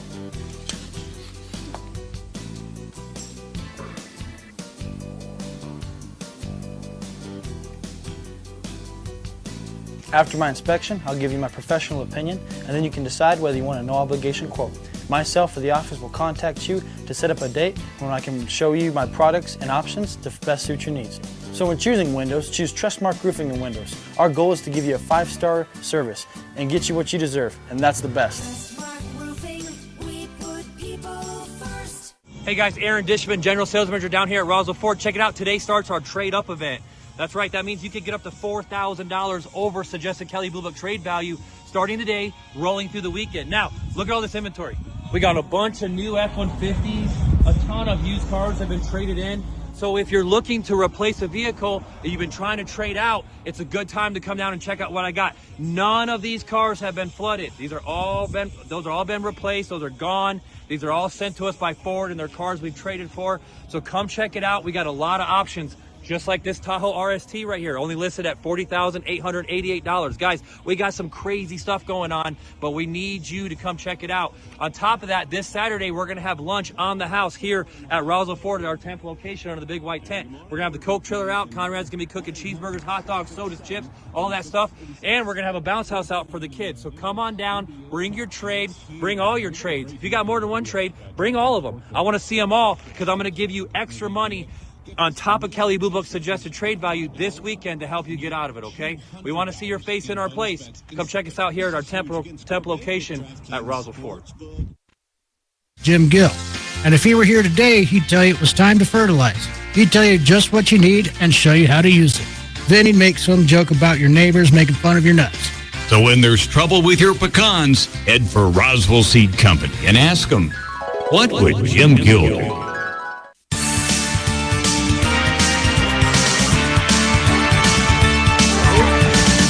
All right, welcome back to the Wool Bowl here in Roswell, New Mexico, as we begin the second half. The score is 28-0 in favor of the Roswell Coyotes here in this quarterfinal contest. KSVPTV.com, 106.5 Roswell's Talk FM. All right, and the Roswell Coyotes Oh, onside kick, push kick. Yeah, well, they'll get good field. Is that 40? Guzman, Francisco Guzman, sophomore, pulled up from the JV, got to return a punt for a total of 2 yards. Okay, explain to me here, Coach. I was writing some stuff down. Was it an onside kick? It looked like an accidental onside or a pooch. I'm sorry. It looked like an onside or an accidental pooch. Okay, all right. Sounds good. All right, 1st and 10 for the Roswell Coyotes from the 47-yard line, left hash. All right, 2 receivers on the top of your screen. Palomino, the quarterback, will hand it off to Abe Toscano. And good hard run. 4 yards? Yeah, I'll give him 4 yards.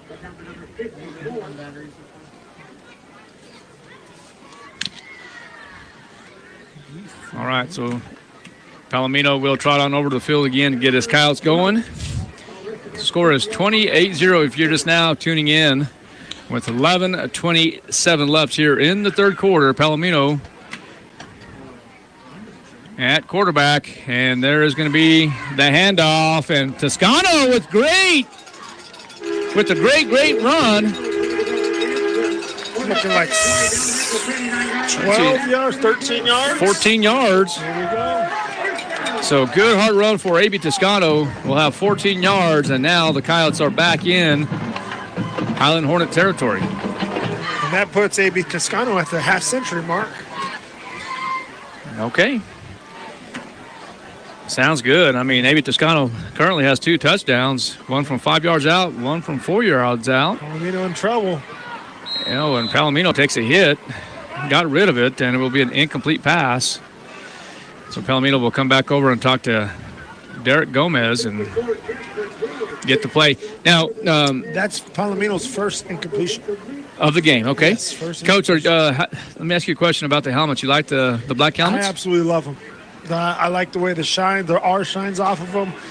It really pops. You know, it's something that you know the Coyotes have done ever since Coach Pilar Carrasco has kind of been a part. He's kind of held that to help us out. Ball on the ground, picked up. Look at that! Good job by Palomino by recovering, and now he's around the turn and now be out of bounds about the 30-yard line. Gain of 8. Yeah, we're gonna go.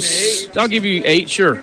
I like the helmets. I like the uniforms, but you know, this is, I guess, showing my age a little bit. I'm the traditional red helmet, red jersey, and the white pants. I mean, I'd wear that all day, every day. And you know, and of course, then the all white was also nice too. Oh, yeah, I love the all white. I really do. But I do like the helmets. I'm not going to lie. They look sharp. And kids nowadays enjoy that kind of stuff. Oh, they do. Yeah, absolutely. They enjoy that. You know, you take a look at A.B. Toscano's shoes. You know, you can see them probably from the moon. I mean, they glitter, they glamour. You know, when he scores touchdowns, you can kind of see it shining. You know. You like that glitter? Well, you can see them. You can see them. I'm just saying, if you look at them, they look cool. I agree. I know what you're saying. I know what you're saying. I was just saying if you played with glitter, you know what I mean? I was just, you know, Coach, you were scaring me there for a minute, man. So, all right, 1st down and 10 from the 24. 28-0 is the score. Favor the Roswell Coyotes, and Palomino will be under center, motion by the Roswell Coyotes, who will be Castillo this time. And Castillo around the turn, and he is about the 20-yard line. The speed demon will go out of bounds, and will get positive yardage error. 7? We're going to give him 7? Yeah, 6. I would say 6.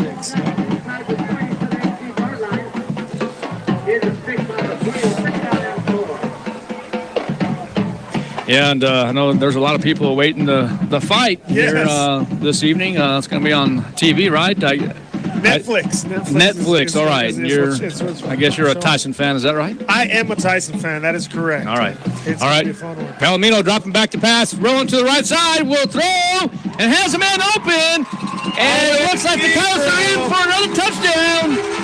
18 yards on Ingram. Touchdown, pitch and catch coming from Jacob Palomino. So Alden Ingram in the third quarter will get the touchdown. And I don't know if Mom's here or not, or she's listening, or both, but she's also part of that English department. But touchdown, Coyotes and Alden Ingram in for 6. Yes. And the PAT by Vera. is up and good. Coyotes lead by 35. We'll take a break. KSVPTV.com, 106.5 Roswell's Talk FM. Central Valley Electric is continually learning and advancing technology that improves electric service, reliability, and safety, and in turn enhancing the quality of life for members that we serve in our local communities. CVE offers an account management program called Smart Hub that allows members to track their usage, set up convenient pay methods, and the ability to manage their energy use with smart technologies. A secure system such as Smart Hub is an easy tool to use. To sign up, visit cvecoop.org and click Smart Hub to get started.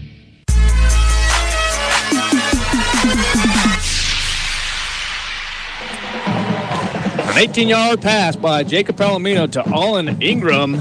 PAT's up and good. Coyotes lead by 35 with 9:52 left here in this third quarter. Coach Lujan, thoughts on this quarter? Great drive coming out, moving the ball, very consistent, and then the big play.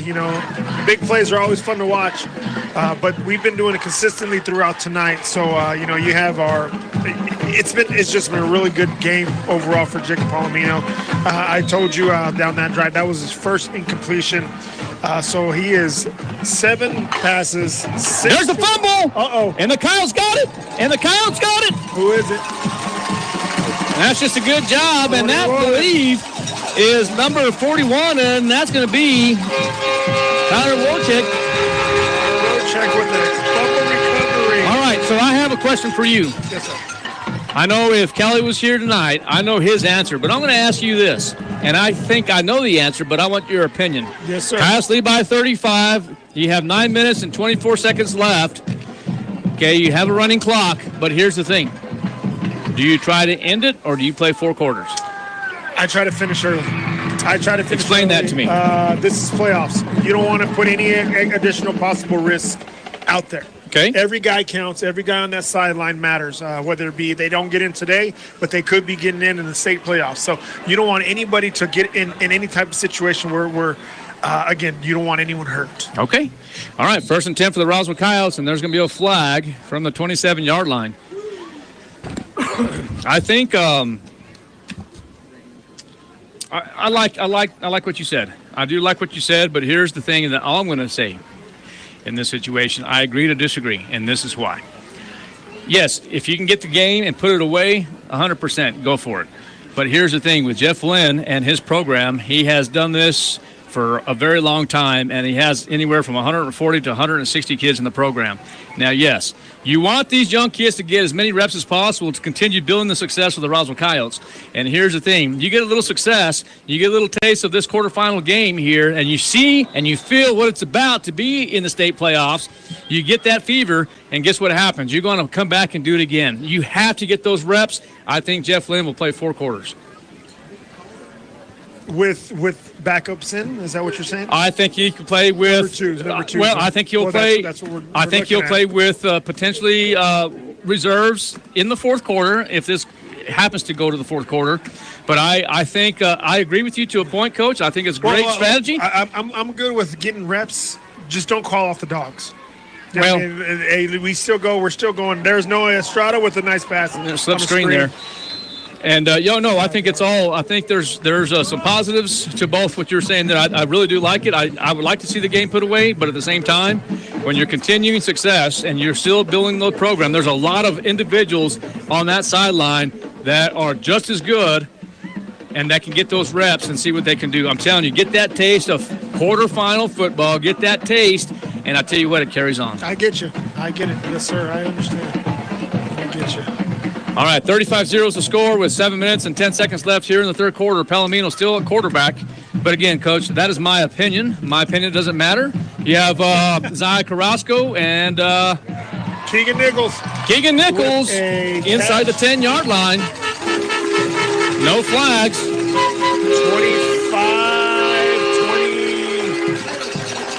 28 yards. Yeah, we'll give them 28 yards. All right, so the Coyotes now threatening once again as they are inside the 10-yard line. Matter of fact, it's 1st and 7 from the 7, and it's 35-0 if you're just now tuning in to 106.5 Roswell's Talk FM, KSVPTV.com. Palomino I beg your pardon. That's going to be Luke Lynn. Yes. There's Luke Lynn. And Coyotes are going to be close. That's Hoover on the carry. And Coach, 45. What did we just say, Coach? What did we just say? Yes, sir. You try to get the success, and you try to build this program and get those youngsters in there. And I tell you what, and that's exactly what Jeff Lynn's doing right now. Hoover got a total of 11 yards right there. That is going to be at least 10. We'll give them a positive 11. So 2nd down and 2. Luke Lynn, the quarterback now for the Roswell Coyotes here in this third quarter. Under 6 minutes. Coyotes lead by 35. Motion. And there's going to be the toss. And the Coyotes will be in for... stop short. Oh, I was going to say for another touchdown. But now, guess what? He's going to be down at the 1-yard line. And that is going to be Rendon Duran. And Coach Lynn did tell me prior to this game that Rendon Duran was going to get quality reps in this ball game, and he's doing it here in this third quarter. So 3rd down and about 2. Lynn, the quarterback, and he's going to call his own number. There it is, touchdown. And, well, the indication now states touchdown Coyotes. And so now Luke Lynn is in from 2 yards out. And so another Coyote touchdown, so the score now is 41-0. And let's see if the freshman, Benjamin Vera, will elect to kick the PAT, and he will. The PAT is up and good. All right, so the score is now 42-0. 5 minutes and 18 seconds left. We're going to take another break. You're listening to Coyote Football on KSUPTV.com 1065, Roswell's Talk FM. Picture this. You're behind the wheel of a John Deere compact tractor. You're effortlessly breaking ground, moving piles of rocks just by moving a lever, and enjoying the sun as you clear brush across your pasture. We could keep trying to put you in the moment, but to really understand what this feels like, you just have to get in the seat. Stop by Pecos Valley Equipment in Artesia and Roswell, or visit us online at pecosvalleyequipment.com.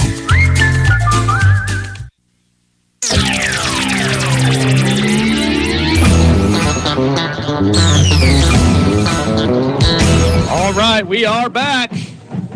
Kyle score once again, and this time Luke Lynn comes in at quarterback. From 2 yards out, scores on the PAT by Benjamin Vera, up and good. And shout out to Elizabeth Nahar, part of the English department. They're coming right here. They're going to listen to this on the radio now as the babies are getting a little cold there. Oh, good open field tackle. Yeah, I'm not sure who that is. Nicholas Anaya. Good open field tackle.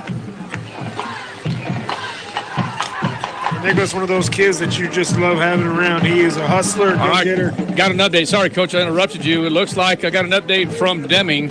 The Mayfield Trojans 14, the Deming Wildcats 0, and that looks like that's going to be in quarter 3. I called it right now. If it stays the same, that's what we called. So the upset coming. Well, you and I both are in favor of that. I shouldn't say in favor. You and I have debated. All right, here is that left-hand quarterback. We'll dump it, and it's going to be an incomplete pass and a flag on the play. There was a host of coyotes all over that quarterback if he rolled out, Coach. What do we got here? I wasn't paying attention there. I was looking at the sideline. I was just kind of skimming and seeing if there are any starters in here. I do anticipate that we will have reserves for the remainder of this contest, I'm assuming. Well, let's keep a lookout for number 65. He's a kid that's been out there and worked hard to get where he needs to be. Yeah, sure. Yeah, absolutely. And he carries the same last name as me. So well, there's no bias in that, is there? No, not at all.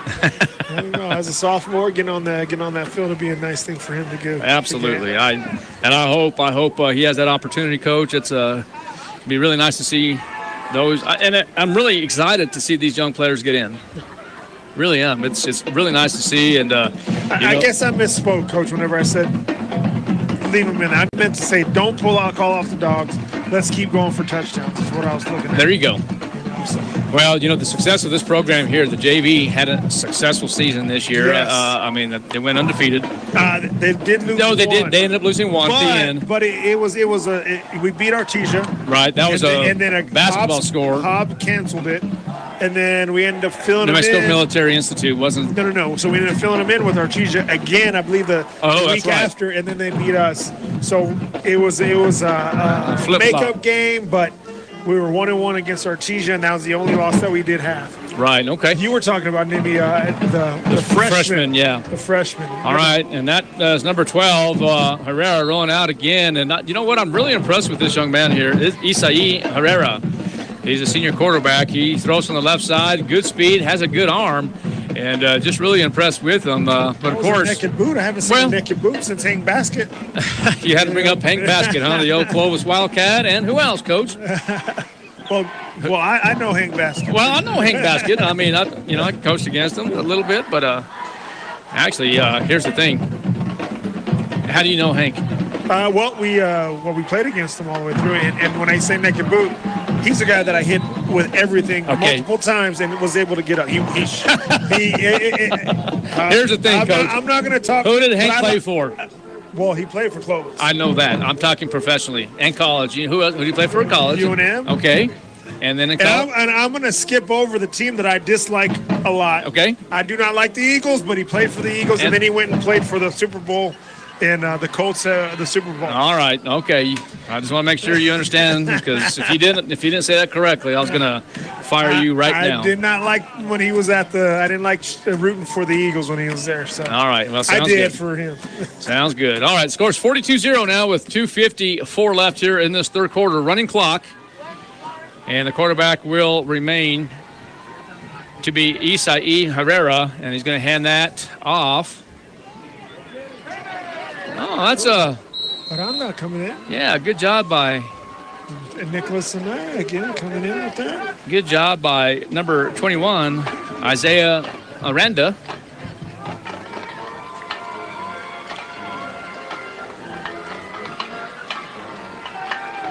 Kites came in here and they did exactly what they needed to do.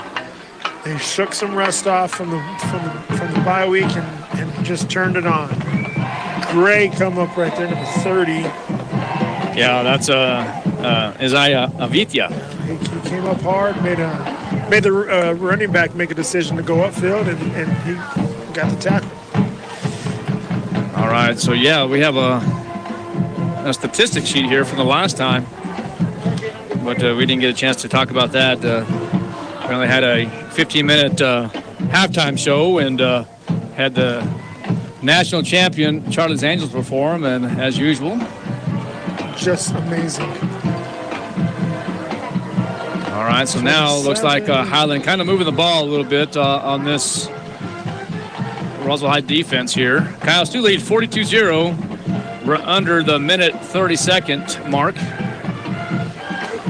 And was on that tackle as well. The breeze is coming in here a little bit. You can see and you can feel.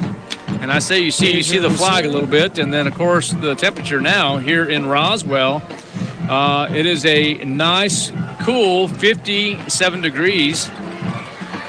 And there's Moomba. Aranda on the tackle again. A little bit of help from number 35, which I don't have on here. So it looks like Highland wants to play a fourth quarter. Clock is... Do you have a 35 on your roster, Coach? I want to make sure I give recognition. On this one here? Yes, sir. I do have a Christian Orozco. There we go. He was on that last tackle. On my roster, it's Christian Orozco, number 35, on the tackle. And now we're about the 30-second mark. And there's going to be the handoff to number 34, Eric Ochoa, as you mentioned earlier. We have Isaiah Vita on that tackle one more time.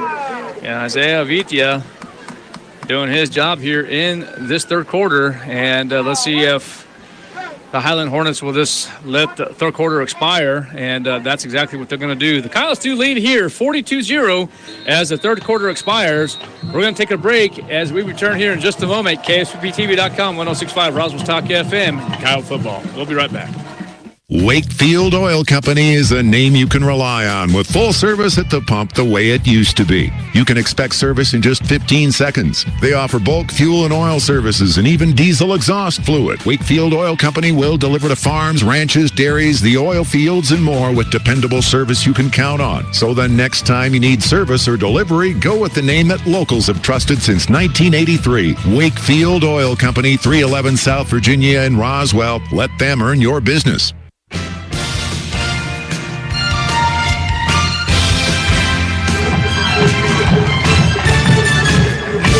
Fourth quarter.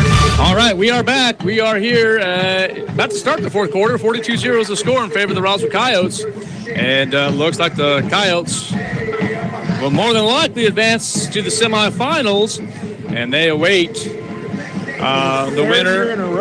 Third year in a row. Yes, it's pretty darn close. And they will await the winner of the Los Alamos Gaston game. And that game will be played tomorrow at 1 p.m. And right now, it's my understanding that the Gaston Panthers are favored to win that. But upon talking with Jeff this afternoon, Los Alamos is a pretty scrappy team as well, and they have a good running attack game, and should be an interesting game. Well, if you take a look at scores, Los Alamos beat Highland 69-40 way back on September 13th. So, okay, say that one more time. Los Alamos beat Highland 69-40 back in September 13th. Okay. And so the common opponent is what you're saying? Yes, sir. Okay. So at least we can kind of, gauge where they're at. I don't know anything else besides that from Los Alamos. I do know who they're traveling, and that is a haul to go to Gaston from Los Alamos. Oh, of course. And, the last time the Roswell Coyotes played Gaston was October 4th of this year, winning that game 48-7. And, Coach, if I'm not mistaken, I think the Roswell Coyotes scored 48 points in the first half. I think they did. It was 35. I don't recall exactly, but I know Coyotes took care of that game pretty soundly. Yeah, and it was a very bad game for Gaston. And I hate to – I give credit where credit's due, and I do believe Gadsden is a better team than what we saw that first time around. And I know the coaching staff won't take anyone lightly, especially in the semis, if Gadsden gets there. And that score means nothing to them. They're not going to care about that score at all. They're going to focus on where those guys are at right now. And if they get to the semis, it is the semis final in the state of New Mexico. So anything goes, and you got to be ready to rock and roll. Got an update from Deming. The Mayfield Trojans 21, the Deming Wildcats 0. That game is being played over at Memorial Stadium. Wow. And it looks like Mayfield has been playing some really good ball the past month. Well, Coach, let's do this. Let's stay here. Let's talk a little. We haven't talked too much about some of the brackets here. I know in the 4A classification right now, at least the final 8 teams, number 1 is Bloomfield will be taking on Valencia, the number 8 seed, tomorrow. And then tonight, number 12, Chaparral is taking on Bernalillo. Bernalillo got the bye. They're the number 4 seed. Shout out to Bernalillo. We have old Roswell High alumni. Yep, John Cobos is the head coach over there. So yep, good luck to John over there. Yes, sir. And then number 3, Taos got the bye, taking on Espanola Valley, and that game's being played tonight. And then, of course, tomorrow will be number 7, Grass, taking on St. Pius. And then in the 3A bracket as well, the final 8 teams for that are as follows. Number 1, St. Michael's taking on Thoreau, number 9 seed. And then number 4, Socorro will be taking on number 5, New Mexico Military Institute. And then Robertson, number 3, will be taking on West Las Vegas. That's your old stomping ground. And then Hatch Valley, number 7, will be taking on the Dexter Demons. So those are some of the things. And then, of course, in 6A, we'll talk about that here in just a moment as the Highland Hornets are attempting to kick a field goal. And get on the board. Oh, look at that. It looks like no good. This side, it looked good from us, but it was close. Yeah, the angle from where we're at, it was real close. He had a lot of room, but it's no good. But the score remains 42-0. Now, Coach, real quick, another bracket for the 2024 Newsenda Credit Union State Championship contest. In 6A, the La Cueva Bears will be taking on number 9, the Hobbs Eagles. And that is going to be, they're saying at Wilson Stadium. And then Volcano Vista, the number 4 seed, will be taking on Las Cruces, and that's going to be over in Albuquerque. Number 3, Cleveland, will be taking on number 6, Los Lunas. And then number 2, Centennial, as they got a bye, will be taking on number 7, Rio Rancho. And that game is being played as we speak, and that's over at the Field of Dreams. So a lot of good football throughout the state of New Mexico, and everybody's waiting the results. You can go to KOBR and find out the results about 10:30 tonight. Nathan Lujan with the carry right there for, I believe, 6 yards. They're going to give him 6 yards. That's Nathan Lujan. Got an update. Mayfield, once again, 21. Deming, 0 in the third. At the end of the third quarter, New Mexico Military Institute. We have a final. The New Mexico Military Institute Colts, 29. Socorro, 24. That is a final. Which is an upset, I believe. Yeah, it is. 5 versus 4. And so now the New Mexico Military Institute, I might have said Broncos earlier. I didn't mean that. I meant to say the Colts, but they will advance to the semifinals. So congratulations to the New Mexico Military Institute Colts. Yes. Thank you, Sean Naranjo, for the update. We're in the fourth quarter. 42-0 is the score, and it is Coyote ball. It's going to be Luke Lynn at quarterback. I don't think we'll see Palomino for the remainder of this contest. And we didn't even really see him in the third quarter. And I think that's pretty wise.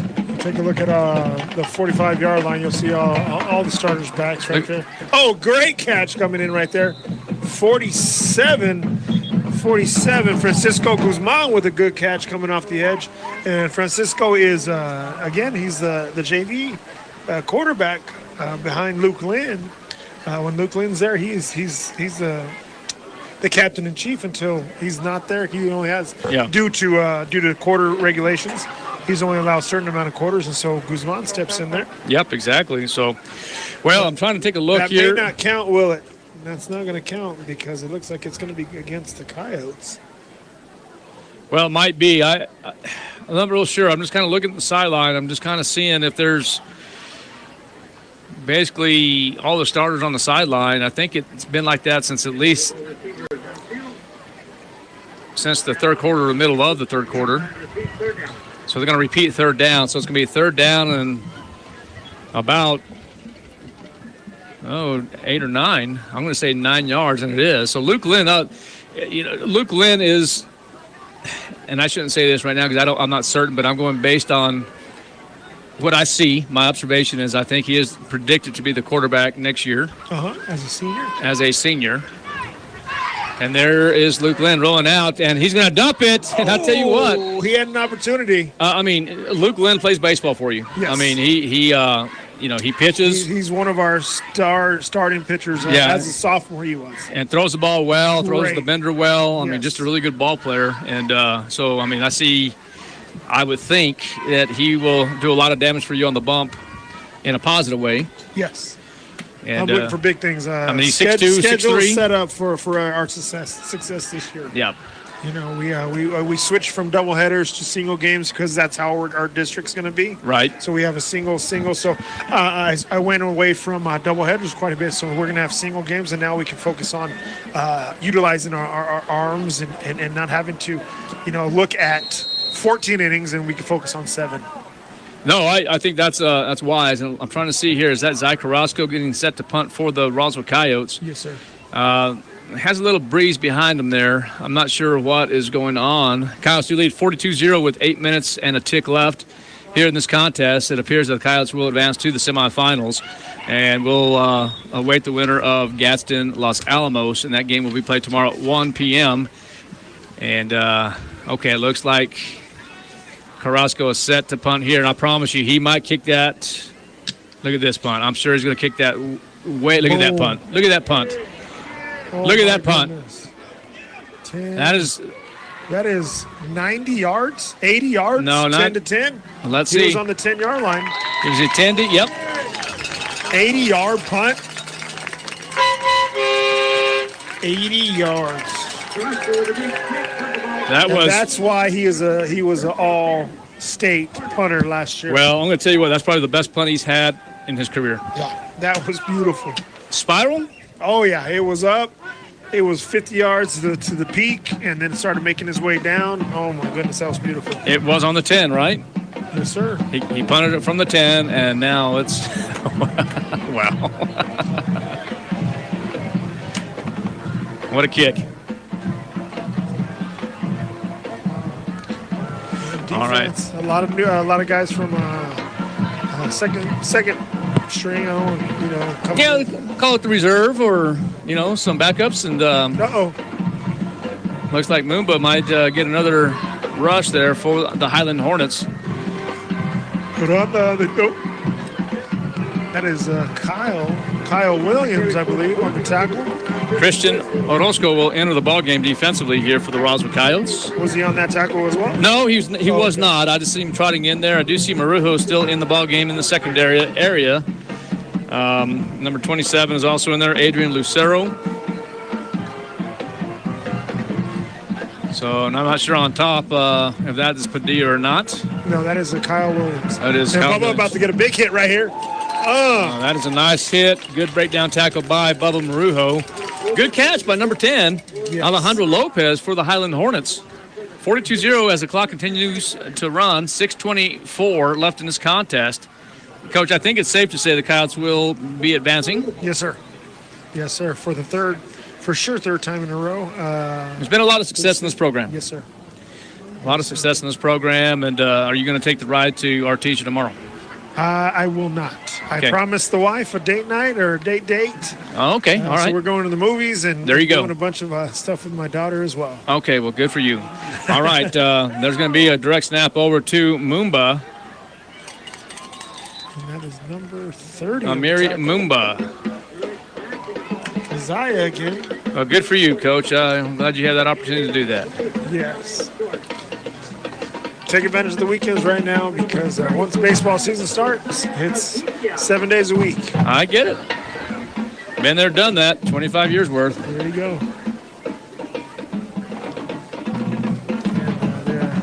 And, there's a bunch of guys in the backfield right here. Obviously, that's not the setup that they're going to be in, but it's just, again, there's the wacky. Here we come with the wacky.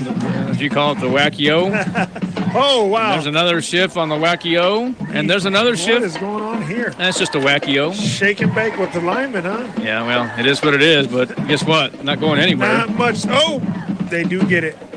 Who was on that tackle? And you can move around like that. It's not a – I think, in my opinion, I think it just – 73 on the tackle. More energy by doing that. Just Hector Fuentes on the tackle.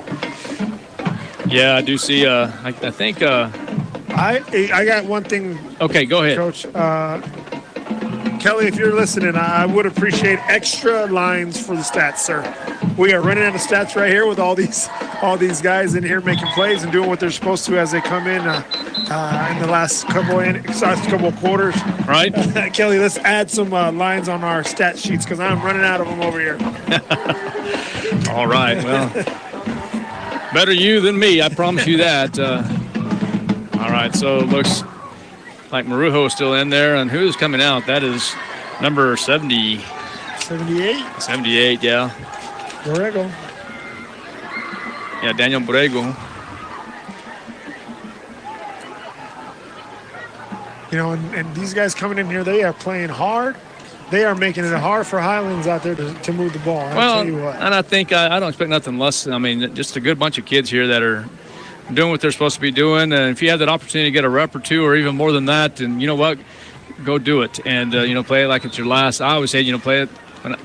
My team back then, I was telling them, play like it's your last pitch. Play like this is your last play. Yeah. And you know what? You just never know. You never take things for granted. You go over there, and if you have that opportunity, you go over there and take advantage of that. Yes. This is something that you will remember for the rest of your lives. Amen. You'll talk about it with your buddies, and your kids will make fun of you because that's what you guys talk about when you get together. But now my oldest son that graduated, he's starting to do that with his friends. Well, you remember this, you remember that. That's what you're supposed to do, Coach. Man, that's a catch. Are you saying basically tell lies? No. Be honest, baby. Okay, all right. I know you a little better than that, man. I've known you since you're a teenager. So that's all you do, right, Coach? Tell the truth? Always the truth. Nothing but the truth. So help me. All right. Well, okay, 42-0. The clock continues to run. 3:15 left in this contest. Wacky formation coming out again. Let's see what we got. This is going to be just heavy over here, and let's see what happens. On the backside. And the ball this time is going to be Ramage coming through 3 defenders. Alejandro Lopez making a play. Cannon Ramage. That was a defensive play right there, Coach. All right. That so was pretty. 4th down and 3, and let's see if the Highland Hornets will go for it. I would think they would, down 42-0, and might as well get a few more reps for your seniors. Now, Coach, the question I have for you, I know the Roswell Coyotes they will advance, but, you know, there's going to be a time. It could be next week or or the state championship. You have a lot of seniors on both sides of the squads here. As a coach, and you've dealt with this before as I have, what do you tell these seniors, especially like Highland right now? You have some quality seniors here, and you have that quarterback that's a senior. Isai Herrera is a senior playing his tail off, and this is going to be his last football game, at least high school-wise. Well, I mean, you definitely want to remind them, go out there and just keep going, because you will remember the last play, the last 2 plays, the last series, and enjoy it. I'm not sure if he's looking to play college ball or not, but the fact is that once you take him off for the last time, you'll never put him back on, and it is a heart-wrenching situation when you pull those pads off for the last time. So I do feel for those seniors on Highland's sidelines. I do feel for the seniors on Highland's playing right now, because it's going to hurt. It's going to hurt, and you just want to show those kids, let them know that you love them, you're there for them, and that you enjoy being there, because 4 years of hard work and dedication is coming to an end in the next 2 minutes for those individuals, and it hurts. It hurts as a coach, but that's kind of what life is. You got to go through some ups and downs, and right there it's going to be a down, but all 4 years was up for them. Yeah, absolutely. Well said, Coach. I appreciate your comments. As an individual and as a coach, and that really means a lot to a lot of these young listeners and these players, because I hope they come back and listen to this broadcast and hear what you said, and it's kind of a big deal, and win, lose, or draw. You're a student first and then an athlete second, and most importantly, hope they get their education and they're successful in life. All right, and that's going to be an incomplete pass, so is that a lateral, and then try to throw it downfield? Why not, get something going there, so. It was first down, so you have a few to go with. Yeah. And the clock, I was about to say the clock is stopped, but it is not. It is not. So, the clock runs down. These seniors are just trying to do something to have a lasting memory for them. Absolutely. And our seniors over here are enjoying every minute of it, every second of it. But you definitely have to soak it in, by all means, and both sides of the squad. But here's another one by Isai Herrera, and almost picked off. Williams with a almost pick right there. Yeah, that's a kind of a big deal. So a lot of good football in southeast New Mexico, state of New Mexico in general. It's the last 2 weeks of New Mexico high school football are coming, and I think we're going to have an update here. Let me see if I have one here. I do. Dexter will advance as they defeat Hatch Valley 53-0. New Mexico Military Institute advances as they upset and defeat.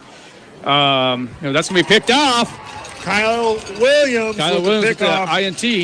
All right, so Mayfield 21, Deming 0. That's at the end of 3. New Mexico Military Institute, the Colts, 29-24 over Socorro. Dexter defeats Valley 53-0. And those are the updates as of right now. And as of right this moment, here at the Wool Bowl, the Roswell Coyotes, after the interception, will get the ball, and this game is over, pretty much. You got 40 seconds left. Victory formation. That's it, baby.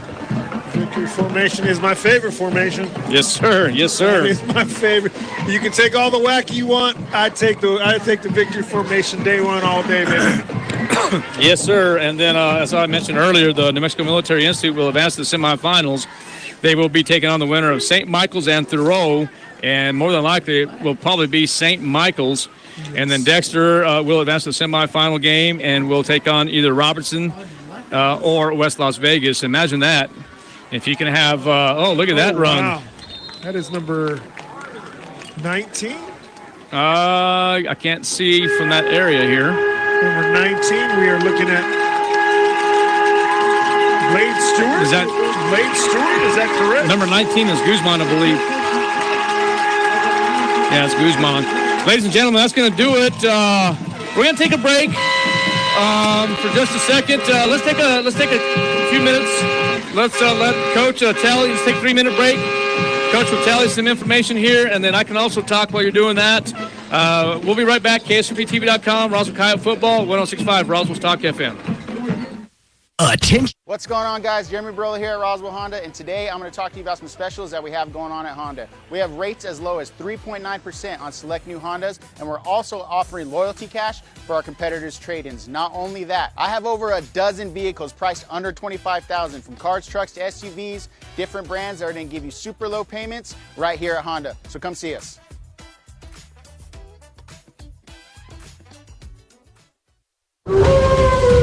At Richland Motors, it's never been easier to sell or trade your current car, truck, or SUV for a newer model to hit the road in. Even if you don't purchase from Richland, they want to buy your vehicle for top dollar. But if you do buy from Richland, don't forget, they're the home of the powertrain warranty for life. That's a whole lot of confidence for you. See Richland for details. 2nd and Sycamore and 1309 Southeast Main. Artesia General Hospital has welcomed cardiologist Luther Weathers to the team. Dr. Weathers is board certified with a subspecialty in cardiovascular diseases. He treats patients with genetic heart defects, heart rhythm disorders, heart failure, coronary artery disease, chronic high blood pressure, and other cardiovascular diseases. Call 575-736-8270 to schedule your visit with Dr. Weathers in Artesia, or visit artesiageneral.com/cardio appointment. Se habla español. Now's the time to get a great deal on the #1 selling compact tractor in the U.S. Professional-grade mowers, durable Sidekick utility vehicles, and versatile compact tractors. It's the equipment you need to take care of your land. Right now, bring home select Kubota equipment for 0% APR for up to 84 months. Visit your local Kubota dealer, Amigo Machinery at 2801 Southeast Main Street in Roswell. On the sidelines, make your comeback stronger with Soft Wave Therapy. Cutting-edge treatment to get you back in the action. Soft Wave Therapy is non-invasive and offers quick treatment with little to no side effects. This is the same technology used by the nation's top universities and professional athletes. Get back into the game. Give Premier Chiropractic a call today at 623-2900 or visit healthyroswell.com. Are you ready to succeed? Earn your FFA certification through ENMU Roswell's Aviation Maintenance Technology Program. ENMU Roswell has the only FFA Part 147 airframe and power plant school in Southeast New Mexico. Receive commercial and general aviation training, hands-on training with Operation Aircraft, Boeing commercial experience, advanced composite repair training, and more. And ENMU Roswell offers in-state tuition for veterans too. Learn more about this exciting program on campus or online at roswell.enmu.edu. Eastern New Mexico University, Roswell. Success. Good afternoon. I'm Steven, Uncle Savings View Seal, and welcome to Roswell Hyundai. Listen, today we've got wonderful vehicles out here for sale, and listen, let me tell you something. If you find this golf ball sitting in any Palisade during your test drive this weekend, we're giving away $25 million in cash. No, I told you we can't do that. Cut, let's do this again. I don't understand we're making this video then. I told you we can't do that. Mind. Or refi with Hyundai. Roswell Hyundai, 1909 West 2nd, a proud supporter of Roswell Coyote Sports.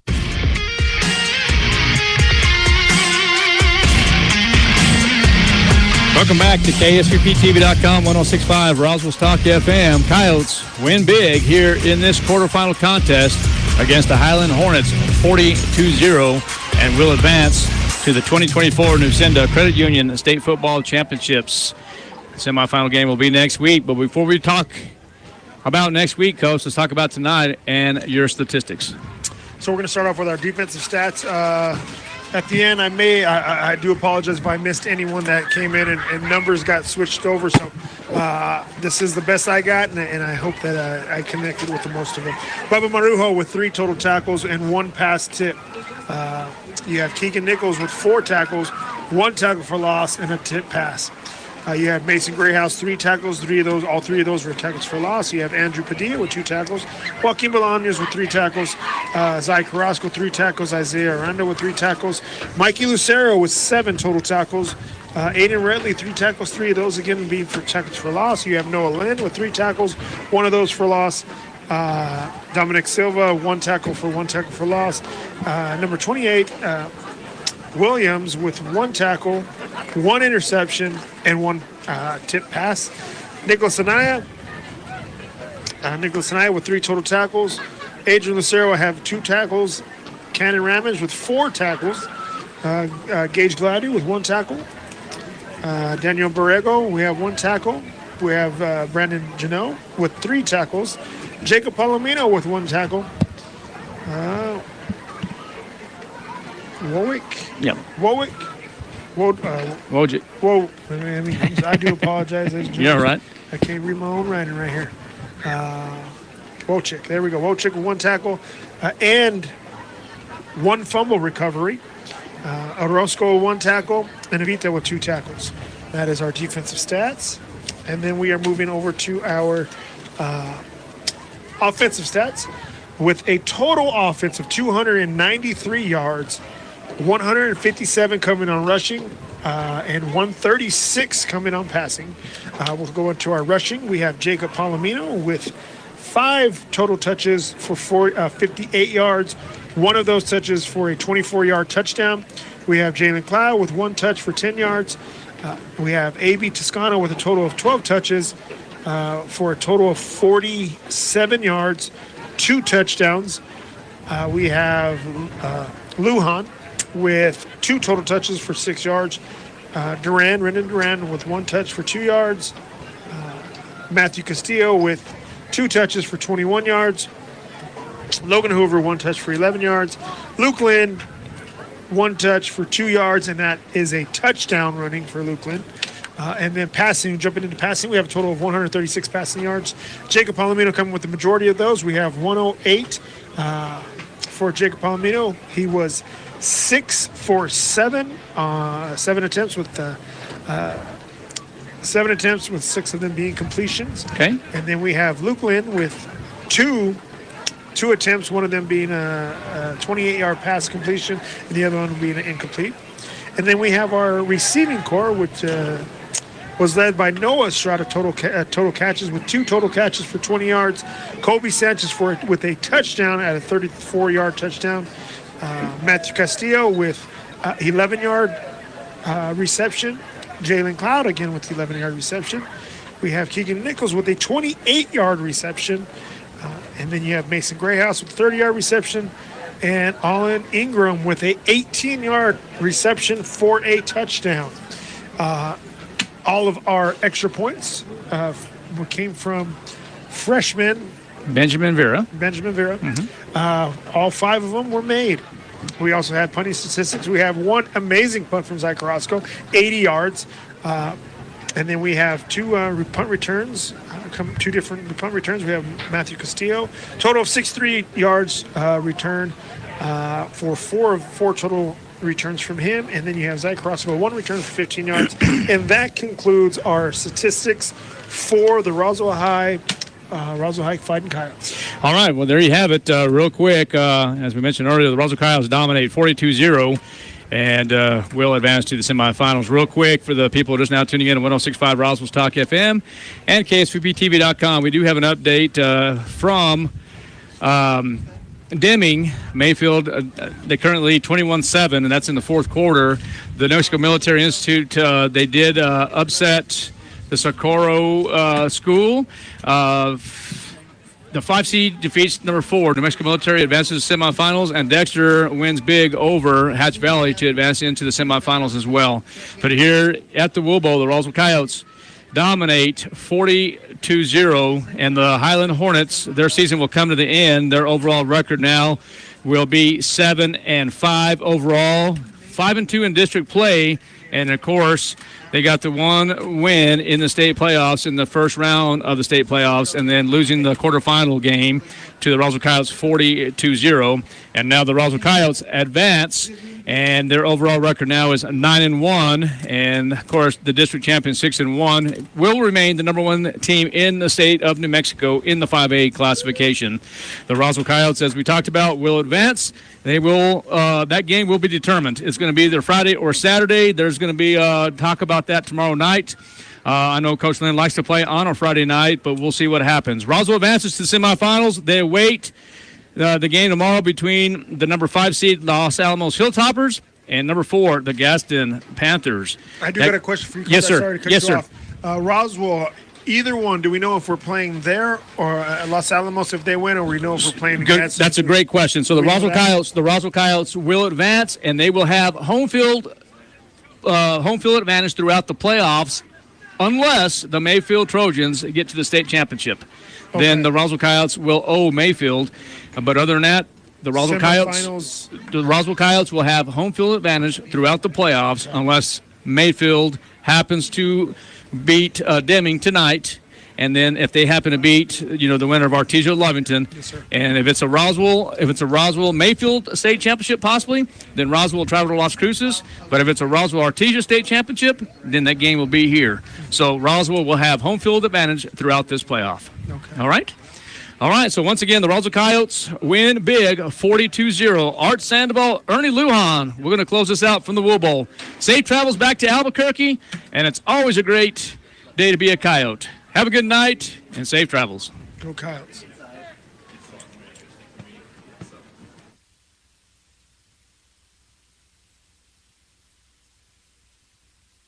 That concludes this edition of Roswell Coyote Sports on 106.5 Roswell's Talk FM. Sports on 106.5 Roswell's Talk FM and online at ksbptv.com is presented by Artesia General Hospital, Bob Reed Pest Control, Candlewood Suites, Central Valley Electric Cooperative, Dion's Pizzas, Salads, and Subs, Eastern New Mexico University, Farmers Country Market, Moppin and Brown Dentistry, Pecos Valley Equipment, Richland Chrysler Jeep Dodge Ram, Roswell Seed, Trustmark Roofing, Eastern New Mexico University Roswell, Indigo Machinery, Richland Motors, Wakefield Oil, Plateau, Bergie's Plumbing and Heating, and Wakefield Oil Express.